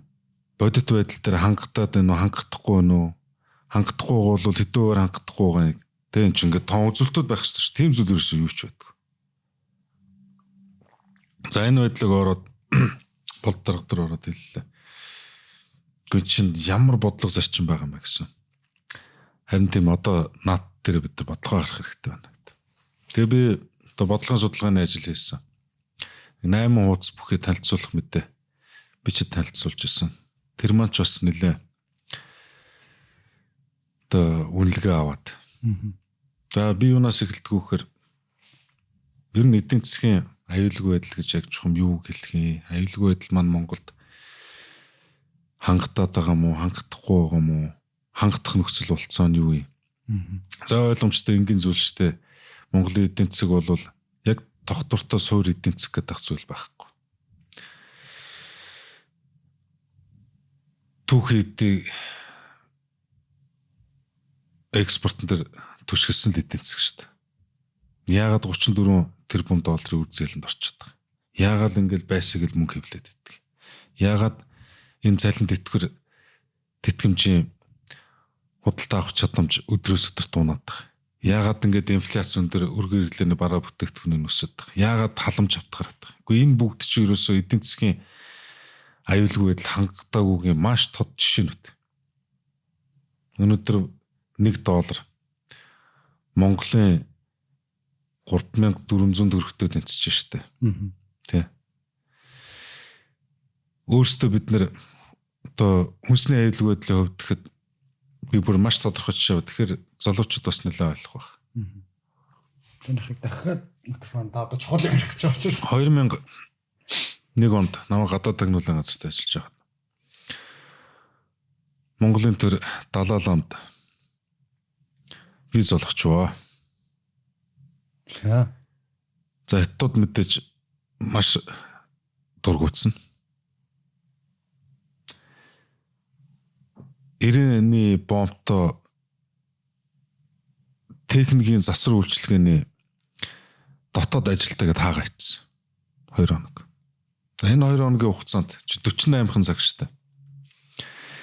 Монголд яадаг вөхөр гурил, будаа, сахар үн хадаад эхэлсэн. Шууд докторгүй байдал бий болчихсон. За энэс үүдэлтэй хүнсний аюулгүй байдал гэж юу гэдэг юм бэ? Ер нь гадаад улс оронд ер нь яаж аюулгүй байдлаа хангадаг юм бол гэдэг. Нийтдээ чинь нэг 70 гаруй нэр төрлийн хүнсний бүтээгдэхүүн байдаг юм байна. Ингээ англиад үзвэл. За ямар тач тухайн үед Монголын хүнсний дотоод хэрэглээний 72% нь хятадаас шууд хамааралтай. Тэгээ 2 хоног хилээ хаангууд энэ асуудал ч өндөгдөж байгаа байхгүй. Үн Монголд жохомсол бий бол үн хадаал. Бусад гадаад улс орн яадгүй гэхээр хүнсний нийт хэрэглээний 30-аас дээш хувь гадаадаас импортоор авдаг бол хүнсний аюулгүй байдал хангадаг гэж үздэг. Дээрээс нь улс орны хил 45 хоног хаагдахад дотооддоо 100% иргэдэн хүнсээр хангах нөөц болцоотой байлах гэдгээр хүнсний аюулгүй байдал хангадаг. За гэтэл манайх ч юу вэ? 48хан цагийн дотор л тийм мэдрэмтгий тэгж савлж байгаа байхгүй. Тэгэхээр эдийн засгийн аюулгүй байдал ч гэсэн яг л энэ зарчим. Өнөөдөр нүүрс төмрийн өдөр за нэг тодорхой хэмжээнд нэг жоохон зэс гараад ах шиг байна. Энд төрд Монголын эдийн засаг тогтчих шүү дээ. Хятад хэлээ ачвал тэгээд дуусна. Монгол улс ч хүнсүүдээ аж ахуйн асар их нөөц болцоотой. Гэтэл бид сүүнийхээ хэрэглээний 70 орчим хувийг хятадаас судалж авдаг шүү дээ. Ийм л арчаагүй эмзэг байдалтай улсаар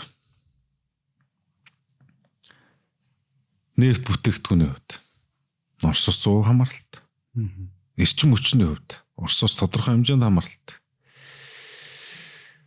Ингээл нэг тийм өрөвдмөр л улс шүү дээ. Тэгэл юу ийм л одоо нэг тийм арчаагүй өөрсдөө юм үйлдвэрлэдэггүй өрөөл бусдаас хамааралтай бүүр шир тэгэл нэг одоо сагцгаагаал тэ бүр нийттэй бүр тэг мундаг ажиллаж байгаа юм шиг тэгэл нөгөө хэвлэлээр дөрөв яриад байгаа тэр олон залуучуудын тархит толгойг угаагаал тэр инфлюенсерүүд нүртэл ажилд орсон юм шиг нэг шүү дээ. Ийм арчаагүй ус болгочод яаж ямар нүрээрээ энэ сонгуул дахиад өрсөлдөнө яваад гэдгийг чинь нэг ёс зүй нэг сахилгаан зарчим гэдэг зүйл байх хэрэгтэй шүү дээ. Надад энэ зарчмаар бол ардын нам энэ сонгуульд орох ирэхгүй байхгүй юу? Гэтэл өрсөлдөгч энэ арц намаа бүр дотоод асуудалд нь ороод тэрийг жигсаалтын тэдэд бич тэрийг хас тэрэнд нэр дэвш хэрхийг нь олго тэрэнд битгий олго гэж зааварлаа. Үнэн шүү дээ. Үнэн шүү дээ наа чи. Би тэгэл энэ нэг арц намын даргын луугаан төмөр ийм хүлцэнгүй арчаагүй байгаад би бүр уур хүрээд байгаа байхгүй юу? Арц нам одоо над хамаагүй. Гэхдээ Монголын цаашдын төрийг арц намгүйгээр төсөөлөх боломж байхгүй шүү. Тэ. Хэдийгээр тодорхой хэмжээнд одоо энэ сонгуулиар өсөлдөх хэдэж би бол үнэхээр одоо юу гэх юм одоо арц нам ийм арчаагүй байгаа дэр бүр харамсаад байгаа. Мундаг залуучууд байгаа. Өөрөнгөс үзэл бодолтой, итгэл үнэмшилтэй дэмжиж өгвөл цаашид нэлээд тийм даацтай зөрөгтэй ус төрчд гараад ирэх хэдэн залуучтай. Би тэдрийг бүр ил дэмжиж ажиллана. Одоогийн арчлал намаас. Тий, хэдэд одоо 6 сарын 10 болоог учраас тэгээд нөхдөөч маа сонгуулийн ерөнхий орон дээр бөө маргаантай бас шүүх цагдаа гэж яваад байгаа юм шиг үлээ. Хэдэн залуучууд бид тэдрийг дэмжин. Мэдээж би энэ луугаан төмрийн бол юу гэж дэмжих вэ? Гэтэ арчилсан намын эрдэвч хэдэн залуучууд би дэмжин. Ингэж бид нар ийм эрүүл улс руу ормоор байна шүү дээ. Одоо 2012 он таны засаглахын өмнөх нь л бараг бид нар чинь нэг том оюутлахын гэрэмэрийг үзэглээл том гадны хөрөнгө оруулалт юм зөрөгтэй улс төрийн алхмууд хийлээ шүү дээ. Гэхдээ тэр хүмүүс маань шүү тайвна. Тэр хүмүүс маань өнөөдөр тэгтээ хоёул эдийн засгийн аюулгүй байдлаар яг наадтай холбогдуулаад орё. Тэгээ. Тэр хүмүүс маань гэхдээ одоо ингээ хариуцлага хүлээгээд одоо гэмбуруутай болоод ингээ яваад байгаа. Заах уу. Тэр одоо дараагийн зориглох хүн байна уу? Ийм хэмжээний том шийдвэр гаргах хүн байна. Ер нь байна шүү дээ. Нэг зүйлийг би оюутлахаа гэд дурдсан тэр бас элмээр санагдаад байна. 2008-9 онд гэрэн дээр зурсан шүү дээ. Яг хөө гэрээний үед бол санал нийлдэггүй хэд хэдэн зүйл залтууд бий. Тэнийг ойлоо яриад яг хөө. Гол миний хэлэх гээд байгаа зүйл юу гэхээр тэр үед монголчууд бидний хувьд гадаад харилцааны нэг таатай цонх үе таарсан. Хятадууд нь дотоод асуудалтай завгүй. Оросууд нь дотоод асуудалтай завгүй. Ингээ Монголоо мартцсан гэдэг айлал талаасан. Тэр гэрээ байгуулагдсан. Энэ зөвхөн нэг тийм гадны хөрөнгө оруулалт нэг оюутлага гэдэг үйлдвэрийн асуудал бас биш байхгүй. Энийний чинь цаана эдийн засгийн аюулгүй байдал байна. Гадаад харилцааны бодлого байна. Маш чухал. Зүгээр нэг дипломат харилцаагаар яах юм бэ?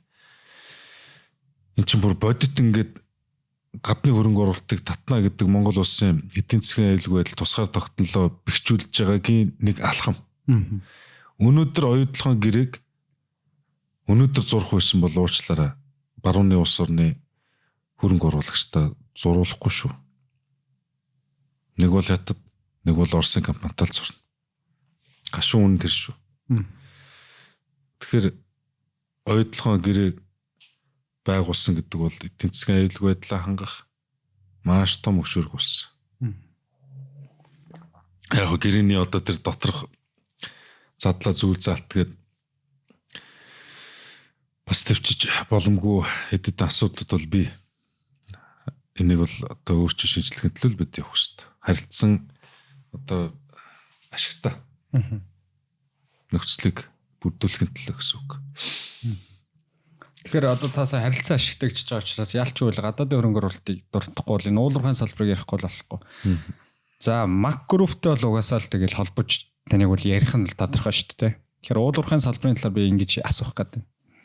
Гадаадын хөрөнгө оруулалт 1990 оноос хойш бараг 30 хэдэн жил 41 тэрбум долларын хөрөнгө оруулалт Монголд орж иржээ.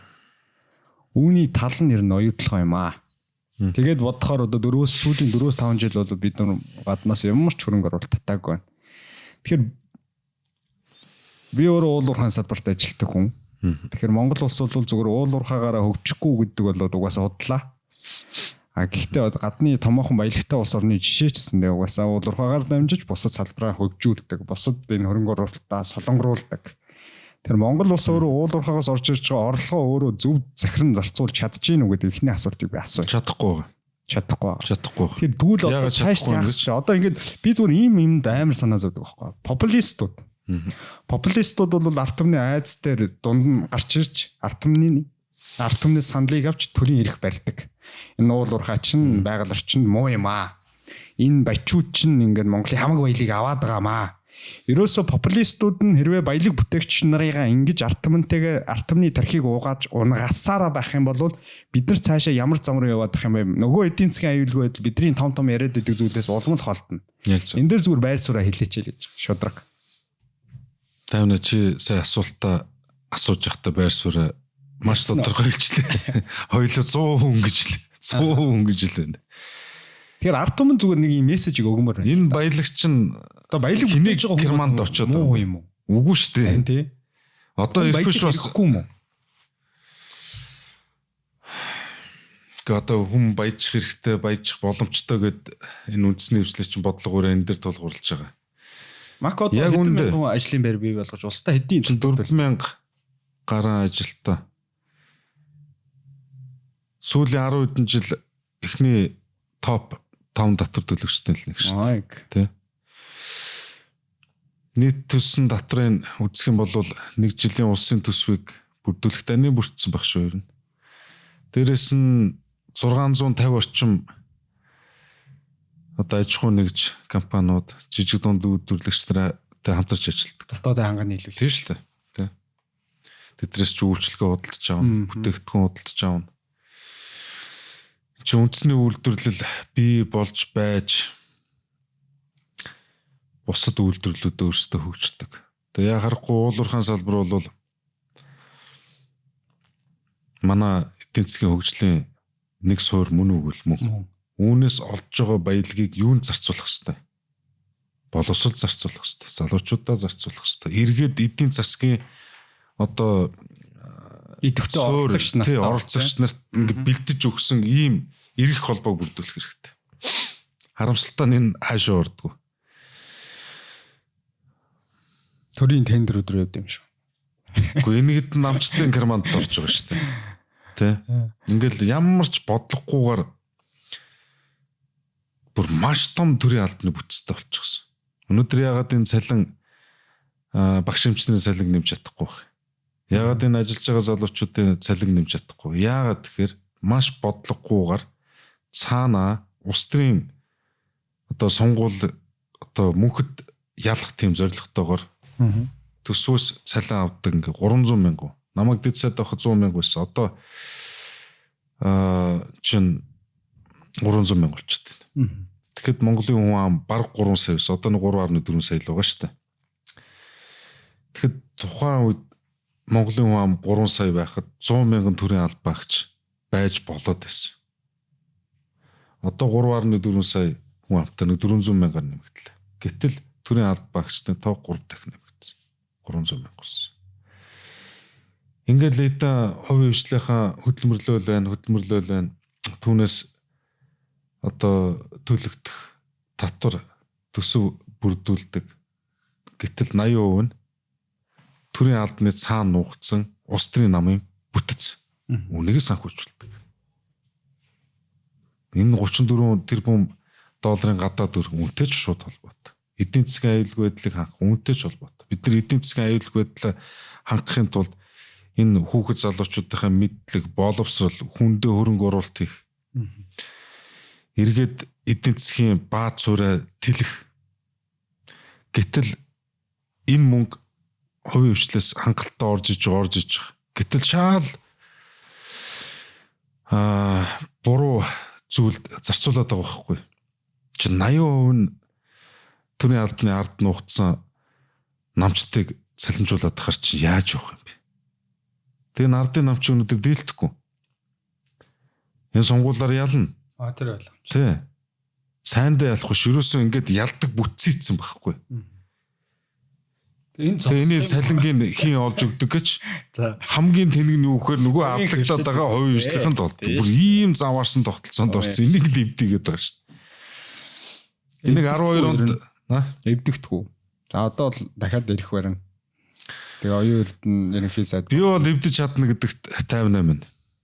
Таач бүрэн өөртөө ихтэй байгаа заа юу. Тэгээ бардам хэлээ.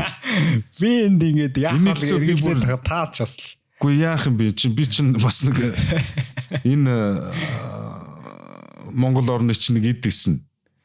Үгүй тэгээд одоо дунд нь ороод бас дарийн оноор утаа өнөрлцсөн хүн те. Үгүй тэгээд бүхэл 8 жил парламентд суудсан. Боломж нь надад байна. Аа. Тодорхой хэмжээнд мэддэг чаддаг ч байна. Хамгийн муухайг нь надаас илүү мэдэх хүн байхгүй. Дээрээс нь би бусдын иргэшэлд ороод ахгүйгээр өөр ингэс над нэг үзэл бодол байна. Санхүүгийнх нь боломж байна. Сайн муугаар одоо зөндөл одоо үзлээ штэ. Тэгэд яа тэмцэхгүй бол тэр нэр тэмцэхгүй бол одоо өөр ялтай л. тэмцэхгүй бол тэмцэхгүй гэртээ суудаг ч юм уу. Хувийнхаа Тэгвэл та нэг жаргалыг хөөгд явал би бол эх орноос урвсан гэж өөрийгөө үзнэ. Тэгэж 20 оноос хойш би ингэж асуумаар байна тэгвэл одоо 20 онд за таны ингэ дэвшүүлэхгүй гэдэг тухайд ингэ ордлого хийсэн. Одоо ингэ бас зэн. Ерөөсөө нэг бол устраас ингэ ер нь бол хүмүүс чинь ингэ тантай дайтмааргүй шүү дээ. Та устраас явчих болдог юм зүгээр зааш энэ зүгээр надаас айгаадах шиг байна. Зүгээр бизнесээ хийгээд зүгээр мөнгө олоо явчих. Тэгэл эргээд энэ хулгайч нарт дарлуулаа лу. Тэгэхээр тэгвэл инх юм шүү. Эргээл ингээл ийм иргэдэд дарангуулаад байгаа, хувийн хвшлээдэд дарангуулаад дээрэмдэд байгаа энэ тогтолцоо хүлэн зөвшөөр гэж юу? Гэхдээ юу гэжтэй 58 одоо нөгөө хурмуур үзүүлчмэр гэж зүгээр. Би амрыг бодвол нэр нь тэгэхээр байгаа даа тийм. Үгүй шүү. Үгүй юу? Үгүй шүү. Тэгээд би амарх уу? Энэгэд уулгаш нарт ирлхүүлээл, доромжлуулаад дээрэмдүүлэл байж ах уу. Гэхдээ энэ нэг хувийн хвшлүүд чинь сөхөрж штэ. Энэ залуучуудыг харалтаа ямар ч тийм ирээдүйд итгэл гэж байхгүй. Бүүн сэтгэл готрал. Гэхдээ энэ улс орн чинь живээд штэ. Энийг мэдсээр байж би амрыг бодно гэж одоо юу гэсэн үг вэ? Мэдгүй би лав тэгж бодод төсөлж чадахгүй юм байна.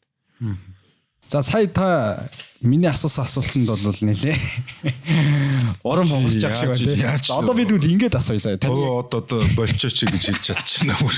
За одоо би тэгвэл ингэж асууч. Яг хүмүүс тийм харталт байгаа болохоор би асууж байгаа байхгүй. Одоо жишээ нь за орох хөстэй маань одоо түнгүй сүултээ ностор гэдэг зүйл чинь бизнес эрхлэгчдийн хувьд бол дотор нь ороод өөрийнхөө бизнесийг хамгаалдаг хэрэгсэл болон хувирчаад байгаа шүү дээ. Нэг үг хэлэхэд бол олон нийтэд тийм харталтай. Тийм учраас би асууж байгаа байхгүй. Тэгэхээр таны хувьд бол окей, тайвнаа. За нэгдүгээрт би ороод нийтийн эрх ашигаас хувийн эрх ашиг болон таны хүрээлсэн тэр хүмүүсийн эрх ашигаас илүү нийтийн эрх ашигыг дээгүүр тавьж чадах юм уу гэдгийг асуудаг бол. Анхнаасаа чадаж ирсэн. Миний улс төрд байсан бүх зүйл үүнийг нотолдог. Би нийтлэг байдлаараа энэ Монголын төлөө хийж бүтээж байгаа бүгдийг хуулийн хүрээнд дэмжих ёстой. Хуулийнхаа хүрээнд дэмждэггүй эрх зүйн зохицуулт байдаг бол үүнийг өөрчилж болохгүй бүтгүйг нь бүр шатаагаад тайчих гэдэг юм л үзэл бодолтой. Хувийн хвшил хөгжиж байж л энэ улс орон хөгжиж штэ ойлгомжтой штэ. Энийг гайхаад эргцүүлж бодоод ах зүйл байхгүй штэ. Энэ хөгжиж байгаа бусад улс орнуудыг харалт. Хамгийн ойрхон одоо монголчууд маш сайн мэдгэн Солонгосыг харалт. Хувийн хвшлүүд нь улс орных нь нэрийн утас болцсон. Нүүр царай нь болчихсон. Төр засаг нь үүнийг хүлээн зөвшөөрөөд тэдний төлөө ажилтдаг. Тэдний бодлого захиалгаар ажилтдаг. Гэтэл өнөөдөр төр өдөрж байгаа нөхдүүд нь ямар алиагаар удаагаа вэ? Тэ. Хөдөлмөрийн үр шимийг мэдэхгүй. Нэгч төгрөг шударгаар олж үзээгүй. Ийм л хэдэн нөхдүүд байгаа шүү дээ. Бүгдээрээ болгоо байна. Хөдөлмөрж байгаа хүмүүсээс л болгоо яддаг шүү дээ. Танад асуулт чинь хариулахад миний одоо их хуралд 8 жил хоёр засгийн газрын гишүүн байсан. Гаргаж ирсэн шийдвэрүүд, санаачилж ирсэн хуулиуд нийтлэл байдаг шүү дээ. Хангалттай нотлол наач. Тэ. Таны хэлсэндээ нөгөө төрийн мөнгө гэж байдаг. Тэргүй натгүй мак компани явж явсаарч ирсэн гэж. Явсаарч ирсэн. Таны хэлж байгаа дээр төрийн мөнгө гэж байдаг юм аа гэдэг дээр нэрээ тодорчилж хэлэхэд нэрэл төрийн мөнгө гэж байхгүй. Ямар юмныхан төрийн мөнгө гэж байдаг те. Бид нарын л төлж байгаа мөнгө байгаа гэж. Гэхдээ энийг яах гэж төлдөг залуучууд маань ер нь мэддэг юм болоо. Төрөөс үйлчлэг авах гэж төлж байгаа төлбөр шүү дээ. Татвар гэдэг чинь. Ямар үйлчлэг вэ? боловсрал, шатны одоо эрүүл мэнд, боловсрал, төрийн нийгмийн үйлчлэгээ, халамж, дэд үтц, батлан хамгаалах. Ийм үйлчлэгээ авах гэж л бид нэр төр татвар төлдөг шүү дээ. Гэтэл энэ үйлчлэгийг бид авч чадж байгаа болохгүй шүү дээ. зөвхөн шүү дээ. Чадахгүй байх шүү дээ. Хэцүүдэд бас юм биш шүү дээ. Чадахгүй байна. Одоо ингээд хоёулаа цаг 30 ярилцлаа. Та ч угаасаа нэлээд шулуун шудраг хэлий гэснээр хэлцдэг. Таалагдахгүй маа таалагдахгүй нэг нүдэн дээр нүдрүү нь харж байгаа хэлцдэг төрлийн юм. Нэлээд задгаач хүн. Тэгэхээр одоо ингээд харахад эргээд таны ингээд энэ нүгүү юмнаас нэг айхгүй тус тас нэлээд задгаа энэ байдал нь таны улс төрийн карьер цөргөөр нөлөөлсөн тийм зүйл байдаг гэж хардггүй. Эсвэргээрээ энэ бол миний улс төрийн хувь хүний харизма. Энэ харин би энэ итгэл үнэмшлийг минь улам өдөөж өгдөг гэдэг байр суурин дээр илүү хүчтэй байдгүй. Эргээд хоёлоо хамгийн ихний асуулт руу орох нь. Би өөр ингэсэн итгэл үнэмшил үзэл бодолтой, баримтлагдаг зарчимтай. Энэ суур үзэл бодол зарчим дээр л явж ирсэн. Ийм итгэл үнэмшил суур зарчимтай болохоор би алдаа гаргадаг. Алдаа гаргаж байгаа учраас харамсаад байх зүйл огтхонч байхгүй. За хариултаа бол ер нь авчлаа. За инженер хүн гэдгийг чи хүмүүст өдөл мэддэггүй тий. Чаа бас одоо тийсэн ичмэр юм баслаа. Жинхэнэ инженер үнэ хажууч миний инженер байгаа. Тэгтээ бас өөр автуралдааны за одоо жоо хөнгөн юм ярина ойлооч чадсан. Бас хэдэн машин зохион бүтээсэн шүү. Яг автуралдааны амжилтууд ариун гэдгээр нь одоо хүмүүс нэлээ мэддэг. Гэтэл би өнөөдөр шинэ мэдээлэл олж авсан. Тантай ярилцах гэж өөр хүмүүс судалж штэ. Өөрөө машин бас янз бүр зохион бүтээдэг гинэ. Ер нь танай гараж руу очиж үзэж болох уу? Болно шүү дээ. Эндээс ч ойрхон шүү. Эндээс бас 2 км. Танаас амлалт авцсан шүү. Би одоо камераар нэг рил хийнэ. Яг тэгэхээр танай гараж руу таны тэр зохион бүтээсэн машинуудыг яг зөв машин сонирхдаг энэ уралд автосвар сонирхдаг хүмүүс бол очихын хүслэн байдаг гэсэн. Тийм учраас би тэрүүгээ нэг контент юм сонирхчлаа. За болж байна. Техникийн ерөнхийдөө мэдлэгтэй хүн юм байна та тий. Тэр утгаараа Германд инженерээр сурыг шийдсэн юм уу? Хобби байсан юм уу? Нөгөө л энэ зүгээр улс төрийн тийм энэ улс төрийн зорилготой шүү. Яг гэж хэлсэн байх гэдэг. Би ч мастер улс төр судлаар хийсэн. Гэтэл улс орны ялангуяа Монголын хувьд эргээд эдийн засгийн аюулгүй байдал. Энийг хангах улс орны эдийн засгийн бодлого тодорхойлох. Энэ бодлогыг тодорхойлоход улс төрч хүнд тодорхой хэмжээнд мэдлэг, чадамж зайлшгүй хэрэгтэй. Зүгээр нэг улс төр судлалаар бакалаврын зэрэг хамгаалсан гэдэг. Энэ бол хангалттай ердөөсөө биш. Тэгсэн аз болж Германы Берлин хот дах ХТВ Hochschule Technische Wirtschaft гэдэг. Одоо эдийн засаг техникийн их сургууль. Тэнд англи хэл дээр MBA буюу одоо бизнесийн удирдлага нэмэх нь инженер гэдэг мастрын зэрэг олгох анги анх удаага нэгддэг. 160-аад залуучууд өрсөлдөд 22 өглөө 24-нд багтсан. Тэнд нь би тэнцсэн. Маш хүнд байсан. Герман гэдэг чи одоо инженер технологийн л одоо хөлгийн нутаг. За нэг үг хэлэхэд би тэнд очиод сар болоод за одоо би ч юу хийчихвэ гэд ухарч үзээд Монголд иргэ өртөрсөн. За тэгэл найз нөхдөдгүй чи юу хийж яваа юм бэ? Том юм арай сарын өмнө чинь үдэж гаргуулаад парти хийгээл бид бүгдээ амжилт төссөн үгийг сонсоод л ёо үсттэй. Чи ингээд ухарчж байгаа юм уу? Буугаад өгч юм гээ шарвар малтад болдог. 7 хоног энэ хавар сэрж хахад за ердөөсөө яхаар би бууж өгдөг лээ. Тэгээ буцаа явсан. Инженерээр сурна гэдэг амаргүй. Чин тэр чигтээ тооцоолол. Тэгэхээр тэр бол мэдээж одоо нарийн мэрэгжлийн чиглэлүүрийн инженер гэхээс илүү юм удирдлагын. Ягаад нөгөө MBA-тэй хосолсон бэ гэхээр удирдлагын чиглэлээ. Тийм ээ. Илүү нөгөө аутсорсинг дээр суурилсан. Тэгээ тэр нь ч Монголын одоо эдийн засгийн аюулгүй байдлыг хангахтай шууд холбоотой. Манайх бол одоо баад суурь гадаадын улс орнуудтай аутсорсинг байдлаар ажиллах бүрэн дүрэн болцсон. Өвчнөө чадварлаг олон мянган залуучууд байна. Тэгээ нэг юм төгсөхдөө харин гайгүй төгссөн шүү.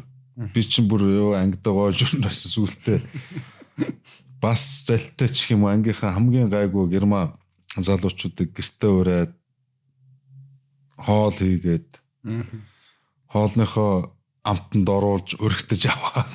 За. Тэгээ манай гэрт ирэх дуртай, надаар хоол хийх дуртай. Бүр Монгол хүртэл ирнэ. Хоол хийдэг гэсэн юу? Зуны амралтаар манай ангийн германчууд ч надтай хамт Монгол төрөөд ирнэ. Тэг бүр маш ойрхон найзууд болцсон. Тэр чинь ангидаа бас хамгийн гайгүй сурлагатай, чадaltaй залуучуудтай би тэмрэлтэд авчиж байгаа. Тэг үнэхээр ч мундаг залуучууд. Тэгээ тэднээс чирэгдэж явсаар байгаад нөгөө 20 дүүхтэйс ч манай ангиас чинь 5 төгсөж чадаагүй. Би сурлагынхаа дүнгээр дээрээсээ 5 дурцсан. Вау. Гайгүй дуу сурсан гэх юм уу та. Тэгтээ маш их би амьдралдаа ер нь тэгж яахтар хичээл хийж үзээгүй гэж. Германд бол өстө нухуусан нэрээс чанга маш их ядарсан бүр. Та ч угаасаа та юм гэхдээ өндөр боловсралтай юм байл шүү дээ. Судлаад үзгээд 2-3 хоорондоо сурсан. Тэрийг яагаад ярьдгүй хүмүүс ч одоо боловсрлоор ер нь их попорч за попор муу баярлалаа. Боловсрлоор гангаддаг болсон байл шүү дээ. Ер нь яг тэ боловсрал чухал байлгүй байх уу? Чухал. Би сая попор муу баярлалаа. Гэтэ би илүү хууныхаа хувьд ямар үзэл бодолтой ямар зарчим барьдгүй гэдэг дээр л илүү анхаардаг. Уулна бас гайгүйдэн сургууль төгссөн. Тийм байлаа. Америк. Сүүл чинь саяын 4 жил тэрний учир шалтгааныг би бас самдаа бодож ил байлаа. Аха. Нэгдүгээр сургуульд байхад манай анги даасан бүрвэ гэж багш. Нэг удаа намайг би ч их сахилахгүй хөтөөсөн. Муу номгүй хоёр гээд. Тэгээ би ч нэг хичээлд мундаг байгаагүй л дүүс. Тооныхоо хичээл их дуртай гэсэн. Тэр үг эзэж миний толгоноос гардаг. Номтой бай номгүй бай. Тэр номгүй гэж бодсон чи. Йоо бүр тэр бүр юрдөөс бүр яг би тэр бүр бодит зурглаар нь маш тод санддаг. Аха. Ахтай захилахгүй тал анги дотор хамгийн нөгөө гар хаалган ханд талд хойноос 3 дугаар игний нийтэнд зогсож ирсэн чинь энэ номтой юу номгүй хоёр гэл натар хуруу зааччлаад тэр нэлээд тийм зөв зам руу оруулах шүүмж үг байсан болов гэж боддог. Тэгээ мэдээж чинь өвгдээдсэн маань уламжилж ирснээр өө маань над тэр өгтөө олон талаас нь бодсон л байж таараа. Номтой тэг гэрийнхэн ч ойр тойрны нөхдүүд номтой гэж дууддаг. Энэ чинь хүний нэр оноос нэр гэдэг чинь цаанаа нөгөө утга учир нь шингэж явах ёстой л гэдэг ийм л зүйл байдаг шүү дээ. Нэрээр нь дуудах тусам тэр үгийнх нь утга учир би махбод оюун санаанд нь шингэдэг гэж ярьдаг. Тэгээ номтой гэж дуудуулах тусам би эрдэм мэдлэг боловсролын үед хөгжиж явах ёстой. Энэ зогсошгүй байх ёстой л гэдэг ийм сигналыг даяа боддог дандаа ч бас бодохгүй л те. Нэг учиргүй одоо бэлтгэлтэй боловсролтой гэж бас өөрийгөө дүүлэхгүй. Гэхдээ ямар тач нэлээдэн сургууль төгсөд авсан шүү. Тэ. За хамгийн сүүлийнхээ асуултыг асуугаад хоёлаа. Битүүрийн яриа баг цаг 40 болж байна. Өндөрлөе гэж бодож байна. За дараач бас өндөд ярилцах боломж олдох байлгүй. За гараж дээр ирэхээр боллоо шүү. Тий. хамгийн сүүлийн асуултаа би хоёулаа хамгийн ихэнд ярьсан нэг өгүүлбэр буюу таны жиргээг л өстө бүлтсээр байгаа л ярьслаа дууслаа да. Ёс зүйн төрөөр маш их цангаж байна гэдэг таны тэр үг байна. За 21 онд хэлсэн 4 сард хэлсэн. Одоо хүмүүсийн дунд нэг юм байгаад байгаа. Ард түмний дунд одоо яг сонгуул өгөх гээд одоо энэ эд бүжгэнж байгаа үед үнэхээр очиод таньдаг хүнээ очиод дугуулчих юм уу? Сайн хүнийг очиж дугуулснараа Монголын энэ шударга бус байдлыг цэгцлэх, ёс зүйн төрийг цогцлох, тайвнаг төлөөлөх гишүүнийг сонгох юм уу? Эсвэл манайх одоо нуран унаад ингээ унах гээд байгаа энэ тогтолцооны асуудлыг яаж шинжлэх ёстой юм бэ? Ёс зүйн төрийг яаж бүтээх юм бэ? Үндэсний хвслийн нэр дэвшигчид 100% мэрэгжлийн чигээр хэмжээтэй. Их хурл гэдэг бол хууль тогтоох байгууллага. Өнөөдөр бидний ажил амьдралыг зохицуулж байгаа 880 орчим хууль байна. Хоорондоо давтцалтай, хоорондоо зөрчилтөө. Хууль гэдэг бол нэг альва зүйлийг нэг хаадаг, хорддог, хэмжээ хязгаар тогтоодог. Хэдэж хууль гэдэг бол хөгжих боломжийг нээж өгдөг эрх зүйн актууд шүү дээ. Тэгэхээр их хурл гэдэг бол хууль тогтоох байгууллага. Түүнд мэрэгжлийн хуульчид түлхүү байх хэрэгтэй. Тэр үднээс үндэсний хвслээс 20-од хуульчид нэр дэвшиж байгаа. Энэ ер нь төрийн бодлого шийдвэр гаргана. Хууль батлна гэдэг бол мэрэгжлийн усуудын их ажил. Миний баримталж байгаа зарчим юу гэхээр одоо улс төр заваал гэдэг биеийн зав ажлыг нээчихээ. Мэргэжлийн хүмүүсийг нэр дэвшүүлээд улс төрийг нь бие урдуур нараад хийгээд өгч. Тэгэд төрийн бодлого шийдвэр гаргах улсын хурлын үе таалгыг нь бие онгойлгож өгөх. Улс төрийн үүрэг хариуцлага биелүүлээч. Тэгээ мэргэжлийн улсууд төрийн бодлого шийдвэрийг гаргах, тодорхойлох энэ ажлуудаа хийх. Энэ нөхцөл болцоог нь олгож өгч байгаа нь улс төрийн үед миний хүлээж байгаа хариуцлага. Ингэж байж ёс зүйт төр өөрөө бүрдэнэ. Төрийн үнэлэмж өөрөө дэвшлэнэ. Төрийн гаргаж байгаа бодлого шийдвэр хөрсөн дөр буудаг, эерэг үр дүн гардаг юм л байна. Энэ үүднээс дандаа мэрэгжлийн улсууд. Одоо нэр дэвшигчдэр маань ерөнхийдөө тодорхой болцсон. Чи юу үндэсний хвслээс таньдаг хүн алга гэдэг. Гэхдээ таньдаг болгон зөв хүн гэсэн үг биш шүү дээ. Дандаа мэрэгжлийн улсууд. Энэ хэд нэг тийм попорж энэ тэрүүгээр гүүж нэг олон танигдахын зорилго өрдөөсөө болгоогүй.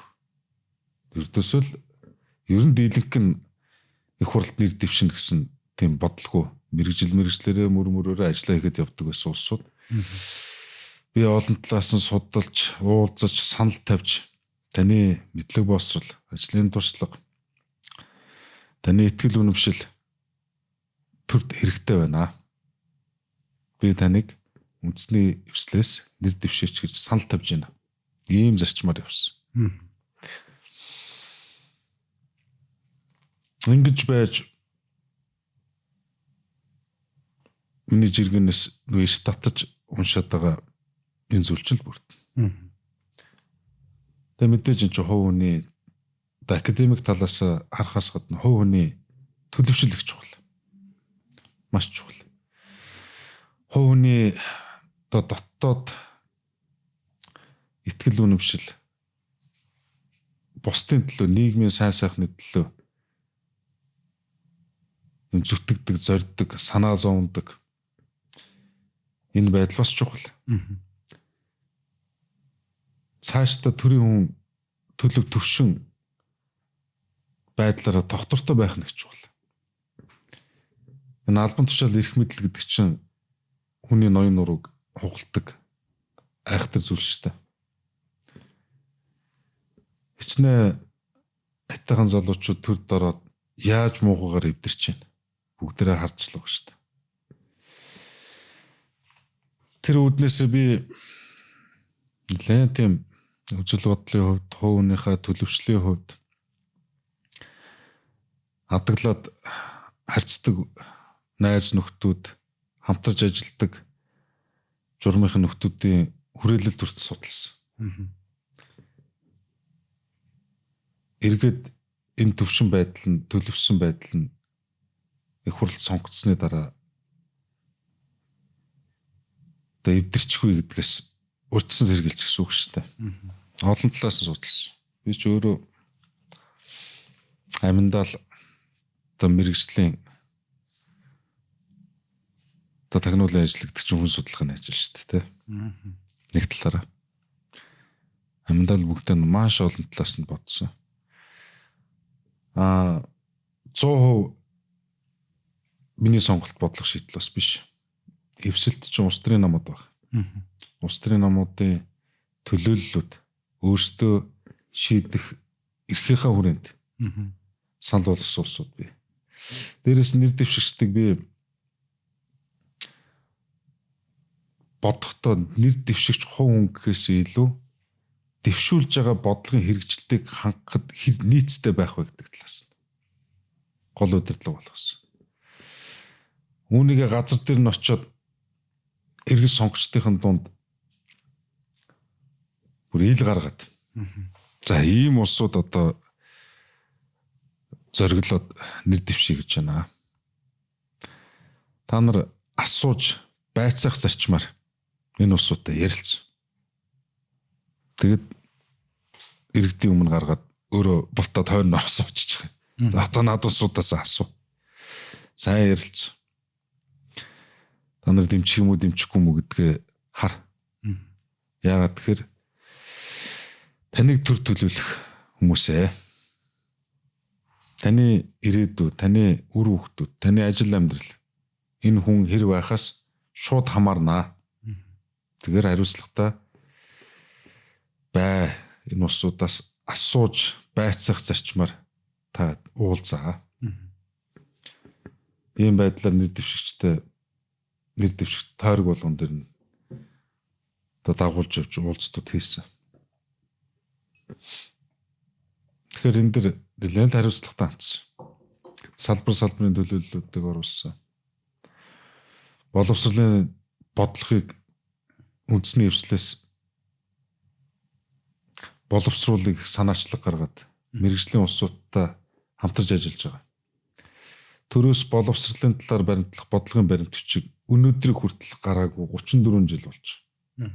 Одоо 90 оны удаа арчсан хувьсгалаас хойш Монголыг шинээр төрсөн Монгол гэж үзвэл 34 жил бид дэндүү их улс төрийн хэрүүл тэмцэл энэ туушралд автаад хамгийн чухал байх ёстой бодлогооч бид гаргаж чадаагүй ирсэн ийм л арчаагүй төрөв шүү дээ. Тэний бас 8 жил дунд нь байсан хүн тэр тусмаа боловсролын асуудал хариуцсан байнгын орооны гишүүнээр би чи 8 жил байсан. Гэтэл төрөөс боловсролын талаар баримтлах бодлого байдгүй би нодлон олж мэдсэн. Маа нэг хувийн сургуультай нэг залуу бид нар мастерлиг сакс тоглолт. Энэ бэлтгэл тарчаад товцны өрөөнд ягаад ч боловсролын талаар юм яриад явсан. Тэгэл яриа маань хөгжиж явсарга бодлого байхгүй олж мэдсэн. Тэр даруй маргааш нь энэ салбарын мундаг ямар улсууд байдгийг судлаадах. Тэгээ би уулзмаар байна. Хэд хэдэн эрдэмтэн судлаач доктортой уулзсан. Мундаг улсууд байдаг юм байна. Даанч төрөнд тэдний үгийг ердөөсөө сонсдог. За та нар ажил хийсэн зохион байгуулалтанд ороод. 17 хүн бүрдсэн. Үндэсний эвслийн захиалгаар боловсролын бодлого босруулж байгаа.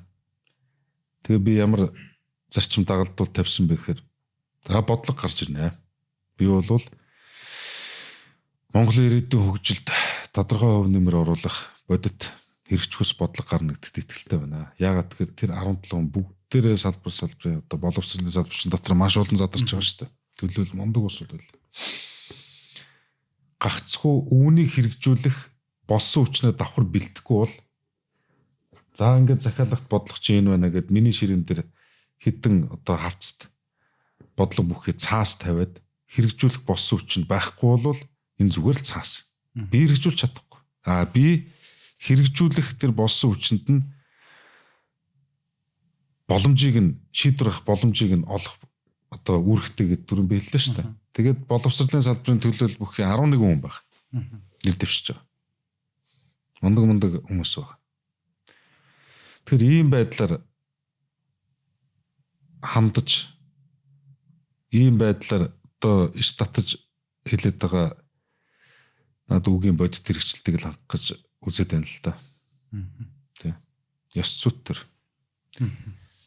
Олон талаас бодолцож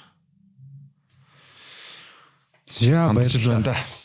Энд хүрээд битээр ярилцлага дуусч байна. Тэгээд бид бүхний урилгыг хүлээж аваа та ингээд нээ нуугүй нээлттэй ярилцсан танд баярлалаа. Тэгээд улс төрийн инженерийн сонгуульд амжилт хүсье. Тэгээд сонссон залуучуудаа бас баярлалаа. Тэгээд та бүхэн маань энэ удаагийн дугаар таалагдсан болвол цааш нь олон хүнд бас түгээгээрэй гэж хүсэж байна. Дараагийн дугаараар дахин уулзтлаа. Түр баяртай залуусаа. За баярлалаа. За баярлалаа. Төвшүүлж байгаа зорилго чинь маш их таалагдж байна. Тэгээд та нарын ажилч гэсэн амжилт хүсье. Баярлалаа. Тэгээ өөрөө чинь дуу хоолой, үзэл бодол олон залуучууд түрээсээ олон залуучууд өөрөө өөрсдөө олж таньж, зоригжиж, үзэл бодлоо төлөвшүүлж нийгмийн идэвхтэй байх энэ үнд суурийг одоо тавиасаа гэж хүсэж байна. Тэгээ дараагийн ээлжинд манай гараж дээр ирээрээ. Тэгэхээр гараж дээр ирэх чинь энэ ид чи яах вүлээ? Энэ ид чинь нөө. За та тэгээд өөртөө зохицуулна үстэй. Тэгээ өнөө өглөө таны яг хэлсэн үгэн дээр дөрүүлээд өнөө өглөө нэг гоё үг үнссэн юм байна. Үзэл бодлоо олцсон хүн болвол үзэл бодлоо хөдөлтөн гэж байдаг юм аа. Одоо хүмүүс ингэж ярьдаг шүү дээ. Үзэл бодлоо хөдөлтсөн гэдэг. Үзэл бодлоо олсон хүн бол яг таны хэлж байгаа шиг би 2010 онд ч улс төрд орж ирэхдээ яг л энэ зарчим үнэт зүйлээ ярьсаар байсан юм аа таймна гэж хэлж шүү дээ. Тэрнтэй адилхан үнд зүйлээ олсон хүн бол хөдөлтөн гэдэг шиг маш олон залуучууд үнд зүйлээ олсон. Улс төрийн чиг баримж байгаа олсон. Үнд зүйлээ олсон их орноос урвдаг юм да. Тийм. За баярлалаа. За баярлалаа.